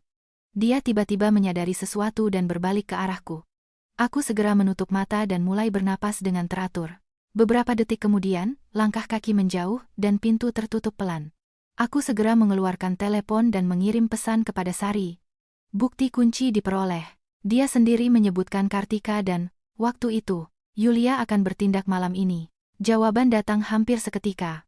Polisi sudah tahu. Besok harus bertahan. Kita pergi ke bank sesuai rencana. Indah memberikan bukti penting. Kartika sebelum meninggal memberitahunya bahwa Dokter Bima ingin membunuhku. Aku menghapus pesan itu dan menyembunyikan telepon. Di luar jendela, matahari terbenam. Sinar terakhir mewarnai sprayku menjadi merah. Malam ini akan menjadi malam yang paling berbahaya, tetapi aku siap. Bima mengira dia adalah predator, tetapi dia tidak tahu bahwa selangkah demi selangkah dia sendiri yang masuk ke dalam perangkap. Bagaimana wajahnya nanti ketika dia sadar bahwa pemburu dan mangsa telah bertukar tempat. Aku merapikan lipatan di spray dan mulai menunggu malam dengan tenang. Tablet-tablet di nampan makan malam memancarkan warna merah muda yang aneh di bawah cahaya lampu samping tempat tidur. Aku menatap ketiga pil itu. Di bawah selimut, jari-jariku sedikit gemetar. Malam ini Yulia akan bertindak secara pribadi. Pintu terbuka pelan, dan Yulia masuk dengan jas putih. Di tangannya dia memegang tablet. Perutnya sudah terlihat jelas, dan saat berjalan dia biasa meletakkan satu tangan di atasnya. Isyarat ini melukai mataku lebih dari kata-kata apapun. Bu Kirana, waktunya minum obat. Suaranya lembut, tetapi tatapannya sedingin es. Aku perlahan bangkit, berpura-pura lemah. Bolehkah saya nanti saja? Tidak ada nafsu makan. Sudut bibir Yulia berkedut. Obat harus diminum tepat waktu. Profesor Bima secara khusus memintanya. Profesor Bima. Ketika dia mengucapkan dua kata itu, bayangan kelembutan melintas di matanya, segera digantikan oleh kejengkelan. Aku mengambil segelas air, sengaja dengan tangan gemetar. Beberapa tetes jatuh di spray. Saya sendiri. Aku berpura-pura memasukkan tablet ke dalam mulut, tetapi sebenarnya menyembunyikannya di bawah lidah. Air hangat yang melewati tenggorokanku menyembunyikan ketiadaannya. Yulia menatap leherku tanpa berkedip, dan hanya setelah yakin aku melakukan gerakan menelan, dia mengangguk puas. Baiklah, Profesor Bima akan segera datang. Dia berbalik untuk pergi, tetapi berhenti. Ngomong-ngomong, besok Anda harus pergi ke bank. Aku mengedipkan mata, berpura-pura bingung. Ke bank? Tidak ada yang istimewa. Dia dengan cepat kembali ke ekspresi profesional. Istirahatlah. Ketika pintu tertutup, aku segera memuntahkan tablet-tablet itu, membungkusnya dengan serbet, dan meletakkannya di bawah bantal. Tablet-tablet ini lebih gelap dari yang sebelumnya. Dosisnya jelas ditingkatkan. Aku mengeluarkan telepon dan menulis pesan kepada Sari. Obat sudah diterima. Besok mereka berencana membawaku ke bank. Jawaban datang hampir seketika. Hasil analisis mengejutkan. Digitalis dalam dosis 10 kali lipat dosis mematikan, dapat menyebabkan infark miokard segera, saksi ditemukan. Besok kita tutup jaringnya. Aku menghapus pesan itu dan berbaring di tempat tidur. Di luar, malam sudah larut. Panti jompo menjadi sunyi. Pukul 9 malam. Bima bisa datang kapan saja. Aku memeriksa perekam suara di belakang kepala tempat tidur dan menyentuh yang kedua, yang dijahit di lapisan piyama. Ini adalah model terbaru yang diserahkan Sari kemarin melalui seorang perawat. Itu bisa bekerja terus-menerus selama 48 jam. Tepat pukul 10, pintu terbuka. Aku segera menutup mata dan mulai bernapas dengan lemah. Langkah kaki mendekati tempat tidur. Aroma parfum yang familiar, bercampur dengan bau antiseptik. Kirana, Bima memanggil pelan. Jari-jarinya menyentuh denyut nadiku. Aku tidak menjawab, menjaga napas yang teratur dan lemah. Jari-jarinya tertahan sejenak di pergelangan tanganku. Lalu dia mendengus puas. Dosisnya cukup. Sampai tanda tangan besok, dia akan bertahan, gumamnya. Tempat tidur sedikit melesak. Dia duduk di sampingku, mengeluarkan telepon, dan menelepon. Ini aku. Sudah tidur? Ya. Dosis 10 kali lipat. Tidak, besok pagi berikan lagi. Perlu agar di bank dia lemah, tetapi sadar. Dari telepon terdengar suara tajam Yulia. Meskipun tidak dalam mode pengeras suara, tetapi terdengar. Bima, aku tidak bisa menunggu lagi. Anak di dalam perutku juga tidak akan menunggu. Mari kita selesaikan malam ini. Tenanglah, Bima merendahkan suaranya. 300 miliar itu masih beku. Perlu tanda tangan pribadinya. Besok kita pergi ke bank, selesaikan itu, dan setelah itu lakukan apa yang kamu mau. Janji? Janji?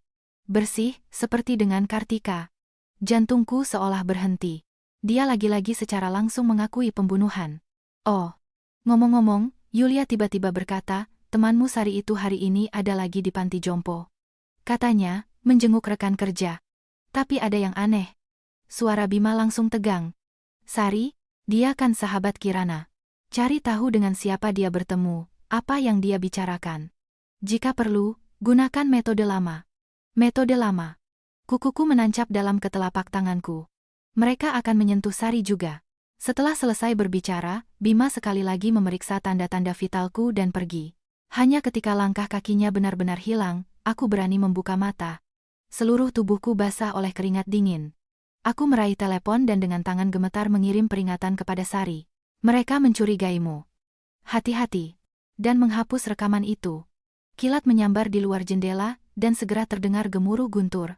Badai sedang mendekat, seperti yang terjadi di dalam jiwaku. Percakapan Bima dan Yulia terekam sepenuhnya, termasuk bagian di mana mereka menyebutkan Kartika. Ini adalah bukti yang menentukan. Tapi masih ada satu langkah terakhir. Aku harus membuatnya mengakui semua dosanya tepat sebelum kematianku. Aku mengeluarkan tablet-tablet dari bawah bantal dan memeriksanya dengan cermat di bawah cahaya lampu. Pil-pil merah muda kecil ini seharusnya menjadi pembawa kematianku, tetapi sekarang mereka akan menjadi hukuman bagi Bima. Pukul 3 pagi, ketika seluruh panti jompo tidur nyenyak, aku diam-diam bangkit dan mengambil sebuah tas kecil dari dalam lemari.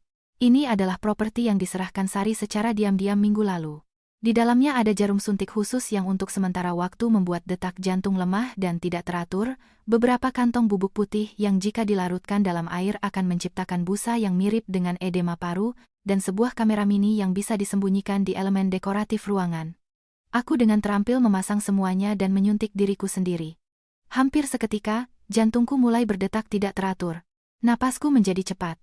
Aku kembali ke tempat tidur dan menekan tombol panggilan darurat. Kekacauan berikutnya persis seperti yang kuharapkan. Para dokter berlari ke kamar. Monitor mengeluarkan sinyal yang menusuk. Bima, tidak sempat berpakaian dengan benar, bergegas datang dengan wajah yang dipenuhi kengerian palsu. Edema paru. Siapkan selang intubasi, teriaknya setelah memeriksa. Dalam kekacauan itu, aku merasakan jarum menusuk pembuluh darahku, dan obat mengalir melalui darah. Ini adalah obat resusitasi yang sebenarnya. Itu menetralkan obat yang kusuntikkan. Tetapi bagi semua orang, itu tampak seolah-olah aku berada di ambang kematian. Tekanan darah 60,40, teriak seseorang. Kirana, bertahanlah. Bima menggenggam tanganku. Suaranya bergetar. Permainan yang luar biasa. Aku siap bertepuk tangan untuknya. Para petugas medis sibuk di sekitarku. Semua peralatan resusitasi digunakan. Aku berbaring dengan mata setengah tertutup, bernapas dengan lemah dan berat. Dari mulutku, aku sengaja mengeluarkan sedikit busa. Efek dari bubuk putih dari sari. Setelah 30 menit resusitasi, tanda-tanda vitalku akhirnya stabil, tetapi kondisiku masih kritis. Para petugas medis pergi satu persatu. Hanya Bima dan dokter jaga yang tersisa. Sangat berbahaya, kata dokter jaga dengan serius. Sepertinya komplikasi pasca operasi ditambah dengan reaksi terhadap obat. Perlu pengawasan ketat. Bima mengangguk berat, saya akan tinggal bersamanya. Anda bisa pergi istirahat. Ketika semua orang pergi, dia mengunci pintu dan kembali ke tempat tidurku. Aku dengan lemah membuka sedikit mataku. Bima. Diam. Dia menggenggam tanganku. Suaranya lembut, tetapi tatapannya dingin. Semuanya akan baik-baik saja. Aku sekarat. Aku membiarkan air mata mengalir di pipiku. Dia terdiam sejenak, lalu tiba-tiba tertawa, dengan senyum bengkok yang belum pernah kulihat sebelumnya. Sebenarnya, Kirana, kematian bagimu mungkin adalah pembebasan. Aku menahan napas. Ini dia. Akhirnya dia akan melepas topengnya. 7 tahun aku setiap hari berakting, melihat wajah naifmu. Suaranya lembut, tetapi jahat. Tahu tidak betapa menjijikannya berpura-pura mencintaimu, bahwa aku tertarik dengan novel-novel membosankanmu dan mimpi-mimpi kekanak-kanakanmu? Aku susah payah bernapas, berpura-pura kaget dan berduka. Kenapa? Uang? Tentu saja karena uang, cibirnya. Orang tuamu meninggal tepat pada waktunya, meninggalkan warisan yang begitu besar. Sayangnya, semuanya atas namamu, jadi aku harus terus memainkan peran suami yang ideal. Kartika. Aku susah payah mengucapkan namanya. Wajah Bima membeku sejenak. Dari mana kamu? Tapi segera dia santai. Tidak masalah. Lagi pula kamu akan segera bertemu dengannya di akhirat. Dia membungkuk ke telingaku. Suaranya selembut kekasih. Ya, akulah yang membunuh Kartika, sama seperti aku akan membunuhmu. Dia terlalu pintar dan menebak rencanaku. Dan kamu begitu bodoh sehingga bahkan membosankan. Yulia dan anak itu? Tanyaku terbata-bata. Nah, Yulia, wanita yang cocok untukku, katanya dengan bangga. Dia membantuku menyiapkan obat-obatan, menutupi jejak. Anak kami akan mewarisi 300 miliar rupiahmu dan akan hidup seperti yang tidak pernah bisa kamu bayangkan. Aku menutup mata, terus menangis. Ini bukan akting. 7 tahun pernikahan ternyata adalah pembunuhan yang direncanakan dengan cermat. Jangan menangis, sayang, cibir Bima. Besok kondisimu akan membaik. Dan kamu akan pergi ke bank untuk menandatangani semuanya, dan kemudian, boom! Serangan jantung, resusitasi, tetapi kematian. Otopsi tidak akan menunjukkan apa-apa. Resep Yulia sempurna. Dia bangkit, merapikan jasnya. Istirahatlah, besok hari yang penting. Ketika pintu tertutup, aku segera membuka mata dan menyeka air mata. Kamera yang tersembunyi di vas bunga dan perekam suara di bawah tempat tidur, merekam semuanya. Setiap pengakuan Bima, setiap ekspresi bengkoknya, akan menjadi bukti yang menentukan di pengadilan. Aku diam-diam mengeluarkan telepon dan mengirim pesan kepada Sari. Dia mengakui semuanya, termasuk kasus Kartika. Besok kita bertindak sesuai rencana. Jawaban datang seketika. Polisi siap. Indah juga. Besok semuanya akan berakhir. Aku menghapus pesan itu dan menatap keluar jendela. Badai telah berlalu, dan di timur langit mulai terang. Fajar mendekat, dan akhir dari Bima juga mendekat. Dia mengira dia adalah dewa, yang menentukan nasib, tetapi dia tidak tahu bahwa mangsa telah bertukar tempat dengannya. Besok, ketika dia dengan penuh kemenangan membawa istrinya yang sekarat ke bank, jaring yang telah dipasang dengan cermat akan menunggunya. Aku merapikan lipatan di spray dan membiarkan diriku tersenyum sungguhan. Pertunjukan ini akan segera berakhir. Pintu putar bank memantulkan matahari pagi, menyelimuti kursi rodaku dengan cahaya keemasan. Aku duduk, menundukkan kepala, sengaja bernapas dengan berat dan tersengal-sengal. Jari-jariku terkulai lemas di sandaran tangan. Bima mendorong kursi roda. Langkahnya ringan dan percaya diri, seolah-olah dia tidak sedang pergi ke bank untuk urusan bisnis, melainkan untuk menerima penghargaan. Hampir sampai, sayang, bisiknya di telingaku. Napas hangatnya menyentuh telingaku. Sabar sedikit lagi. Aku mengangguk hampir tak terlihat, tetapi dengan mata cepat mengamati lobi bank. Lantai marmer berkilau seperti cermin. Beberapa penjaga keamanan berdiri di pos mereka. Pintu ke ruang VIP sedikit terbuka. Semuanya tampak biasa saja. Tetapi aku tahu bahwa Sari dan polisi sudah siap. Setelah kondisiku memburuk kemarin, Bima dengan tergesa-gesa mengatur kunjungan ke bank pagi ini. Dia perlu menyelesaikan masalah dengan aset yang dibekukan sebelum kematianku yang mendadak, dan aku juga harus datang ke sini, untuk akhirnya mengumpulkan jaring ini. Bapak Bima Wijaya, Anda sudah datang? Seorang pria paruh baya berjas mendekati kami. Di lencananya tertulis, Kepala Departemen Layanan Pelanggan, Kiril Santoso, semuanya sudah siap. Silakan ke ruang VIP. Bima mendorongku mengikuti Santoso. Aku memperhatikan bahwa saat berjalan, Santoso selalu memegang tangan kanannya di dekat saku jasnya. Kemungkinan besar, ada radio polisi yang tersembunyi di sana. Kursi rodaku diletakkan di depan meja besar dari kayu solid. Di atas meja, beberapa map dan pemindai sidik jari tergeletak rapi. Sesuai prosedur, Santoso memulai dengan suara tenang. Bu Kirana harus secara pribadi mengkonfirmasi persetujuannya untuk pencairan rekening. Mengingat kondisinya yang khusus, kita bisa menyederhanakan prosedur, tetapi tanda tangan pribadi dan sidik jarinya wajib. Senyum Bima membeku sejenak. Anda kan bilang bisa diurus dengan surat kuasa. Pencairan aset dengan jumlah sebesar ini memerlukan verifikasi pribadi wajib. Peraturan baru, jawab Santoso dengan tenang, sambil mendorong dokumen-dokumen itu. Bu Kirana, apakah Anda bisa menandatangani? Aku perlahan mengangkat kepala, menatap dokumen dengan pandangan tidak fokus. Tanganku yang gemetar mengulur ke arah pena. Bima dengan tegang mengikuti setiap gerakanku. Jakunya bergerak. Saat ujung jariku menyentuh pena, aku tiba-tiba menjatuhkan tanganku, memalingkan kepala ke samping, dan batuk hebat. Kirana, Bima menopangku dan menoleh ke Santoso. Orang ini perlu istirahat. Apakah Anda punya ruangan yang tenang? Santoso membuat wajah bingung. Tapi di ruang VIP cukup tenang. 5 menit, Bima hampir berteriak. Santoso ragu sejenak, tetapi mengangguk. Di belakang ada ruang rapat kecil, tapi jangan terlalu lama. Pukul 10 manajer akan berkeliling. Bima, tanpa mengucapkan sepatah kata pun, mendorongku melewati ruang VIP ke sebuah ruangan kecil di belakang. Itu adalah ruangan sederhana dengan meja dan beberapa kursi. Di dinding tergantung poster iklan bank. Begitu pintu tertutup, wajah Bima berubah. Kirana, jangan bersandiwara di saat penting seperti ini. Dia mencengkeram daguku dan memaksaku mengangkat kepala. Tanda tangani, dan semuanya akan berakhir. Aku tetap menatap kosong. Tidak punya tenaga. Dia mengeluarkan jarum suntik berisi obat yang sudah disiapkan dari tas kerjanya. Kalau begitu aku harus membantumu sadar. Saat jarum menusuk tanganku, aku hampir berteriak. Obat itu dengan cepat menyebar ke seluruh tubuh, jantungku berdebar kencang, dan penglihatanku menjadi sangat jelas. Itu adalah semacam stimulan yang kuat. Bima akan membuatku sadar untuk menandatangani, dan kemudian mengirimku ke alam baka dengan obat lain. Nah, sekarang bisa tanda tangan? Tanyanya dengan dingin, sambil mendorong dokumen dan pena ke arahku. Aku dengan tangan gemetar mengambil pena dan sengaja menulis huruf pertama dengan bengkok. Apa? Apa ini? Tanyaku dengan susah payah. Hanya dokumen pencairan rekening. Tatapannya gelisah. Tanda tangani. Dan kita akan kembali ke panti jompo untuk istirahat. Aku tahu bahwa ini adalah surat kuasa untuk pengelolaan penuh atas hartaku. Satu tanda tangan, dan seluruh kekayaanku tanpa syarat beralih kepadanya. Aku perlahan mulai menulis huruf pertama nama keluargaku, lalu tiba-tiba memegangi dadaku. Pena jatuh ke lantai. Aduh, sakit sekali. Aku menangis terseduh-seduh, membungkuk menjadi dua. Bima mengumpat dan menopangku. Jangan berakting. Aku tahu kamu bisa. Aku benar-benar tidak bisa. Aku meraih kerahnya, menariknya ke arahku. Tolong, katakan yang sebenarnya. Aku kan akan segera mati. Ekspresi wajahnya berubah dari marah menjadi terkejut, lalu menjadi kelegaan yang aneh.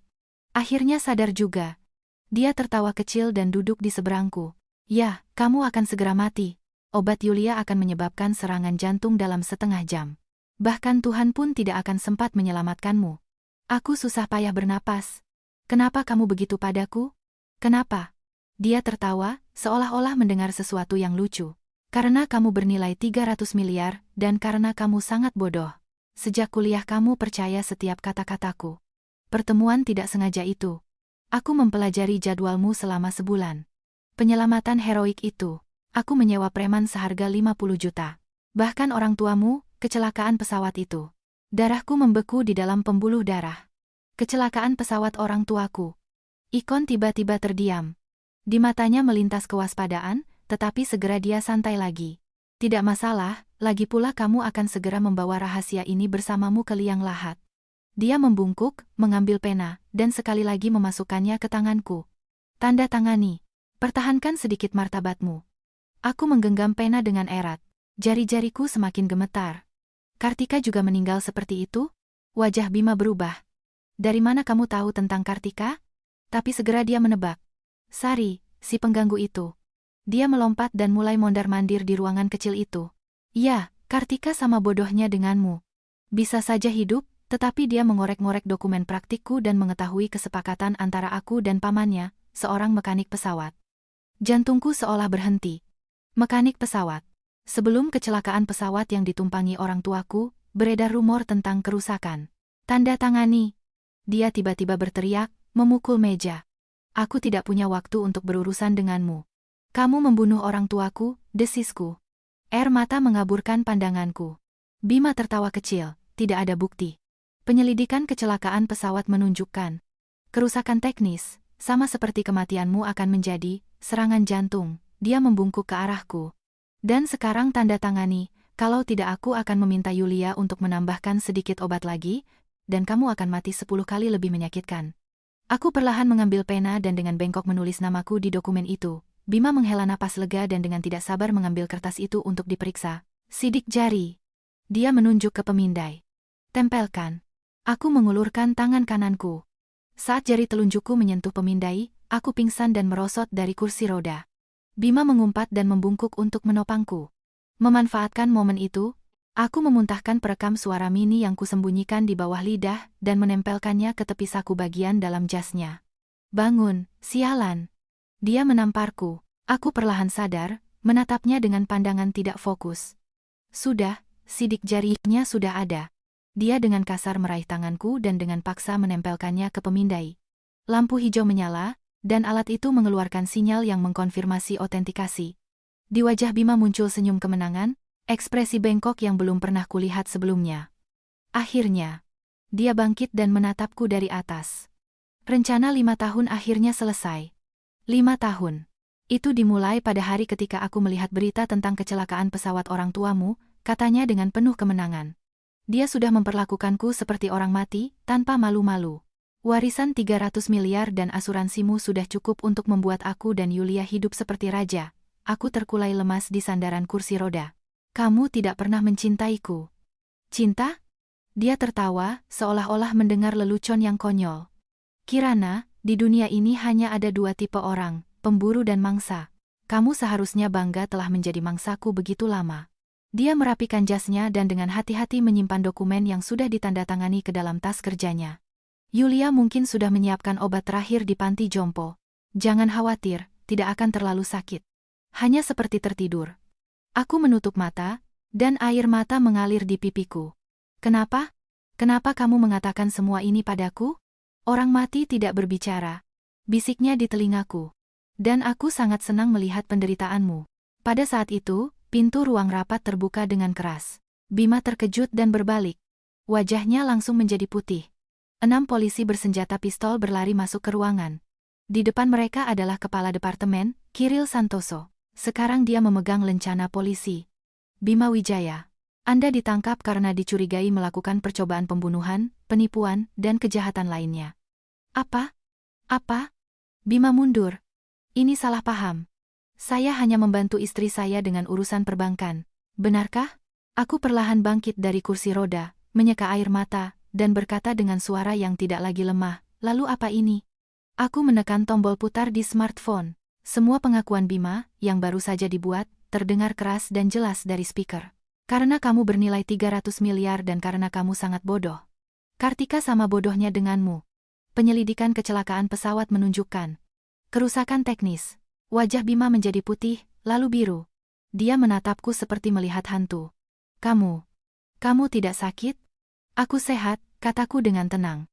Berkat pengobatan yang tepat dari Profesor Adiwijaya, bukan racun Yulia. Polisi mendekat dan memborgol Bima.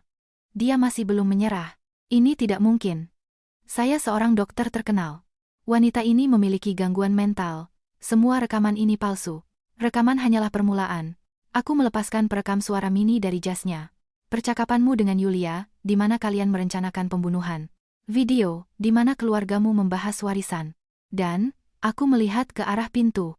Bukti yang diberikan oleh adik Kartika, Indah. Seorang wanita dengan mata yang menyala-nyala karena benci masuk ke ruangan. Bima Wijaya, Anda ingat saya? Kakak saya menelepon saya sebelum meninggal, mengatakan bahwa Anda ingin membunuhnya. Polisi telah melakukan penggalian dan mengkonfirmasi bahwa dia meninggal karena sesak napas. Wajah Bima menjadi pucat pasi, kakinya lemas. Didukung oleh polisi, dia berjalan menuju pintu keluar, tetapi tiba-tiba berbalik ke arahku. Di matanya ada kebencian murni. Kamu pikir kamu menang? Yulia tidak akan membiarkanmu tenang. Aku tidak menjawab apa-apa, diam-diam mengamatinya dibawa pergi. Di lobi bank sudah berkumpul para wartawan, memotret dengan gencar. Pemandangan ini besok akan menghiasi halaman depan surat kabar. Dokter terkenal ditangkap karena dugaan percobaan pembunuhan istri. Ini sudah cukup untuk menghancurkan seluruh reputasi, status, dan masa depan Bima. Kiril Santoso, yang sebenarnya adalah Kapten Reserse Kriminal Santoso, mendekatiku. Bu Kirana, Anda melakukannya dengan sangat baik. Tim kami telah menangkap Yulia Puspita di panti jompo, dia ditangkap saat mencoba menghancurkan barang bukti. Terima kasih, kataku pelan. Tiba-tiba kepalaku pusing. Stimulan itu masih bekerja. Sari berlari ke dalam ruangan dan memelukku erat. Ya Tuhan, kamu luar biasa. Dia melepaskanku dan memeriksaku dari ujung kepala sampai ujung kaki. Kamu baik-baik saja? Apa yang dia suntikkan padamu? Semacam stimulan yang kuat, kurasa, aku memaksakan senyum. Perlu ke rumah sakit. Ambulans sudah menunggu di luar, kata Santoso. Kami telah menyiapkan dokter-dokter terbaik. Ketika aku keluar dari bank, matahari menyilaukan. Kilatan kamera, pertanyaan-pertanyaan keras dari para wartawan, tetapi aku hanya tersenyum dalam diam, masuk ke dalam ambulans. Begitu pintu tertutup, tenagaku hilang, dan aku jatuh di berangkar. Mimpi buruk 7 tahun akhirnya berakhir. Ambulans dengan sirene meraung-raung melaju ke rumah sakit. Sambil menatap lampu yang berkedip di langit-langit, aku tiba-tiba berpikir, ketika Bima menyebutkan kecelakaan pesawat orang tuaku, apa yang tidak dia katakan? Kesepakatan apa dengan mekanik pesawat yang dia maksud? Pertanyaan ini, seperti duri, tertancap di hatiku. Mungkin kejahatan Bima jauh lebih mengerikan daripada sekadar percobaan pembunuhan. Bangku kayu di ruang sidang terasa dingin dan keras. Aku duduk di kursi penggugat, punggungku tegak, dan menatap lurus ke depan. Setelah 6 bulan, kasus Bima Wijaya akhirnya sampai pada putusan. Semua hadirin dimohon berdiri. Suara panitera bergema di ruangan yang sunyi. Aku perlahan berdiri, menyentuh liontin perak kecil berbentuk hati di dadaku. Hadiah terakhir dari orang, bani tuaku. Di belakangku terdengar bisikan dan suara jepretan kamera, tapi aku tidak menoleh. Ruangan itu penuh dengan wartawan, warga yang penasaran, dan beberapa wajah yang kukenal. Sari, adik Kartika, Indah, dan beberapa mantan pasien Bima. Hakim membolak-balik dokumen, dan cahaya dari lampu langit-langit terpantul di kacamatanya. Atas dakwaan terhadap terdakwa Bima Wijaya dalam percobaan pembunuhan, penipuan, pemalsuan dokumen medis, dan 12 poin lainnya, pengadilan menjatuhkan putusan sebagai berikut. Pandanganku beralih ke bangku terdakwa. Bima mengenakan seragam penjara yang kusut, gaya rambutnya yang dulu rapi kini acak-acakan, di bawah matanya ada lingkaran hitam. 6 bulan terakhir jelas sangat berat baginya. Ketika pandangan kami bertemu, di matanya aku melihat emosi yang belum pernah kulihat sebelumnya. Ketakutan. Semua dakwaan terbukti. Suara hakim tegas. Terdakwa dijatuhi hukuman 25 tahun penjara. Suara gumaman sejenak memenuhi ruangan. Ibu Bima menjerit, tetapi segera ditenangkan oleh petugas. Hakim melanjutkan membacakan putusan untuk yang lainnya. Yulia Puspita karena keterlibatannya dan praktik medis ilegal dijatuhi hukuman 18 tahun. Ayah Bima, Tirtayasa, dan adiknya, Marina, karena membantu dalam penipuan dijatuhi hukuman masing-masing 7 dan 5 tahun. Palu diketuk. Bima digiring oleh petugas. Saat melewatiku, dia tiba-tiba mulai melawan, mencoba menerkamku. Kirana, kau terkutuk. Kau menghancurkan hidupku. Petugas segera menahannya, tetapi dia terus berteriak, kau pikir kau menang?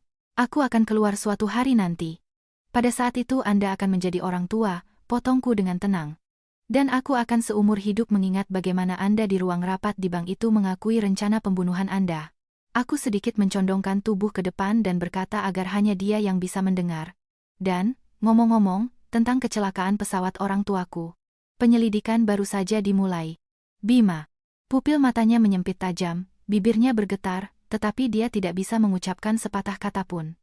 Akhirnya, seperti balon kempis, dia dibawa keluar dari ruang sidang. Bu Kirana, satu komentar, tolong. Apakah Anda puas dengan putusannya? Apa rencana Anda selanjutnya? Para wartawan mengelilingiku. Mikrofon dan perekam suara hampir menyentuh wajahku. Sari dengan cepat berdiri di sampingku, seperti elang, merentangkan tangannya. Tuan-tuan, Bu Kirana tidak akan memberikan komentar sekarang. Silakan merujuk ke konferensi pers pengacara Hartono, yang akan diadakan nanti. Dia melindungiku, menerobos kerumunan. Baru setelah duduk di sedan hitam yang menunggu, aku bisa menghela napas dalam-dalam. Nah, bagaimana rasanya membalas dendam? Tanya Sari, sambil memberiku sebotol air dan tersenyum main-main. Aku menggelengkan kepala. Tidak ada rasa kemenangan dari balas dendam, hanya kelegaan. Aku menurunkan kaca jendela, dan angin awal musim panas menyentuh pipiku. Indah di mobil belakang, desah Sari. Sekarang dia akhirnya bisa tenang untuk kakaknya. Mobil melaju di jalanan kota.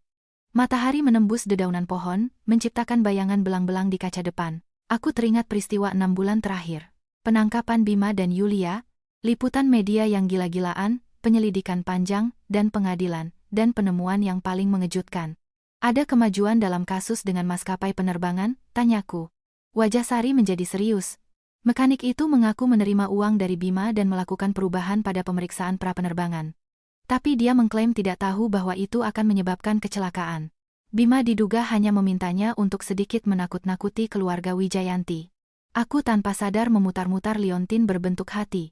Orang tuaku tewas dalam pembunuhan yang direncanakan dengan cermat. Dan Bima mendekatiku untuk memeriksa hasil kerjanya dan menguasai warisan. Kebenaran ini lebih menyakitkan daripada pisau manapun. Sari menggenggam tanganku. Cukup memikirkan itu. Hari ini hari yang baik. Bagaimana persiapan yayasan? Aku dengan susah payah kembali ke dunia nyata. Ruangannya sudah direnovasi. Minggu depan kita mulai merekrut staf medis. Menggunakan sebagian warisan orang tua untuk mendirikan yayasan bantuan bagi penderita penyakit jantung. Ini adalah cara terbaik untuk menghormati ingatan mereka yang bisa kupikirkan. Yayasan ini akan berspesialisasi dalam membantu pasien yang tidak mampu membayar operasi, terutama wanita yang rentan secara sosial. Sari menjadi konsultan medis, dan Indah menawarkan diri untuk membantu dengan humas. Oh, ngomong-ngomong, Sari tiba-tiba teringat. Apa yang akan kamu lakukan dengan Villa Bima itu? Sudah dijual, jawabku singkat. Semua uangnya disumbangkan ke yayasan. Aku tidak pernah tinggal sehari pun di rumah yang dipenuhi kebohongan itu. Setelah kejadian itu, aku sempat tinggal di tempat Sari, lalu menemukan apartemen kecil untuk diriku sendiri, cerah, sederhana, tanpa bayang-bayang masa lalu. Mobil berhenti di depan sebuah gedung kecil dari batu bata merah. Di pintu masuk tergantung papan nama baru. Yayasan Jantung Sehat Harapan. Para staf sedang mendekorasi lobi untuk upacara pembukaan minggu depan. Bu Kirana, seorang asisten muda berlari mendekat, ada permintaan wawancara dari stasiun TV, dan beberapa perusahaan farmasi menawarkan kerjasama. Aku tersenyum, mendengarkan laporannya. Pandanganku menyapu ruang tamu yang luas dan cerah, ke kantor-kantor dengan peralatan terbaru, dan ke foto orang tuaku di dinding. Mereka tersenyum, seolah-olah bangga padaku. Larut malam, aku sendirian mengendarai mobil ke taman pemakaman di luar kota. Di depan nisan orang tuaku, Aku meletakkan 2 karangan bunga anyelir putih. Semuanya sudah berakhir, kataku pelan. Dia akan menghabiskan sisa hidupnya di penjara. Angin malam berdesir di dahan-dahan pohon, seolah-olah menjawabku. Aku berlutut, jari-jariku menyusuri nama-nama orang tuaku yang terukir di batu. Aku selalu berpikir, apa yang akan terjadi jika hari itu kalian tidak naik pesawat itu? Tenggorokanku tercekat, air mata mengaburkan pandanganku. Tapi sekarang aku tahu, bahkan jika kalian tahu bagaimana semuanya akan berakhir, kalian akan tetap terbang. Kalian sangat menantikan perjalanan ini untuk ulang tahun pernikahan kalian. Aku mengeluarkan sebuah kotak kecil dari tasku. Di dalamnya ada semua hadiah yang diberikan Bima kepadaku, cincin kawin, kalung, jam tangan, di setiap barang tertanam perhitungan dingin. Aku menuangkannya di depan nisan, menyiramnya dengan bensin, dan membakarnya. Api berkobar, melahap kenangan-kenangan palsu ini. Panasnya mendistorsi udara, membawa serta tetes terakhir kebencian di jiwaku. Aku bukan lagi gadis naif itu, bisikku pada api. Tapi aku akan menjaga sebagian dari diriku. Kemampuan untuk percaya pada keindahan. Api padam, dan abunya beterbangan di tiup angin. Aku bangkit, menepuk-nepuk lututku. Terakhir kali aku melihat foto orang tuaku dan berkata, "Selamat malam, ayah, ibu." Saat aku pergi, langkahku jauh lebih ringan daripada saat aku datang. Di kejauhan, lampu-lampu kota bersinar seperti bintang. Besok pembukaan yayasan dan awal dari kehidupan baruku. Dalam setahun, aku telah berubah dari seorang istri naif yang bergantung pada suaminya menjadi seorang wanita yang mampu menghadapi badai sendirian. Proses ini menyakitkan dan kejam, tetapi itu membantuku menemukan diriku sendiri. Bukan hanya putri keluarga Wijayanti atau istri seseorang, tetapi Kirana Wijayanti, seseorang yang mampu dan ingin membantu orang lain. Telepon bergetar, pesan dari Sari. Pemeriksaan terakhir untuk acara besok, dan aku sudah mencarikan beberapa relawan tampan untukmu. Benar-benar seleramu. Aku tidak bisa menahan senyum. Fokus pada pekerjaan, jawabku. Tetapi senyum itu tidak hilang dari bibirku untuk waktu yang lama. Ya, hidup harus terus berjalan. Mungkin suatu hari nanti aku akan belajar untuk percaya lagi, untuk mencintai. Tapi tidak sekarang, dan tidak perlu terburu-buru. Di langit malam, bintang pertama menyala. Aku menarik napas dalam-dalam aroma udara awal musim panas dan berjalan menuju mobil yang menungguku. Besok akan menjadi hari yang baru.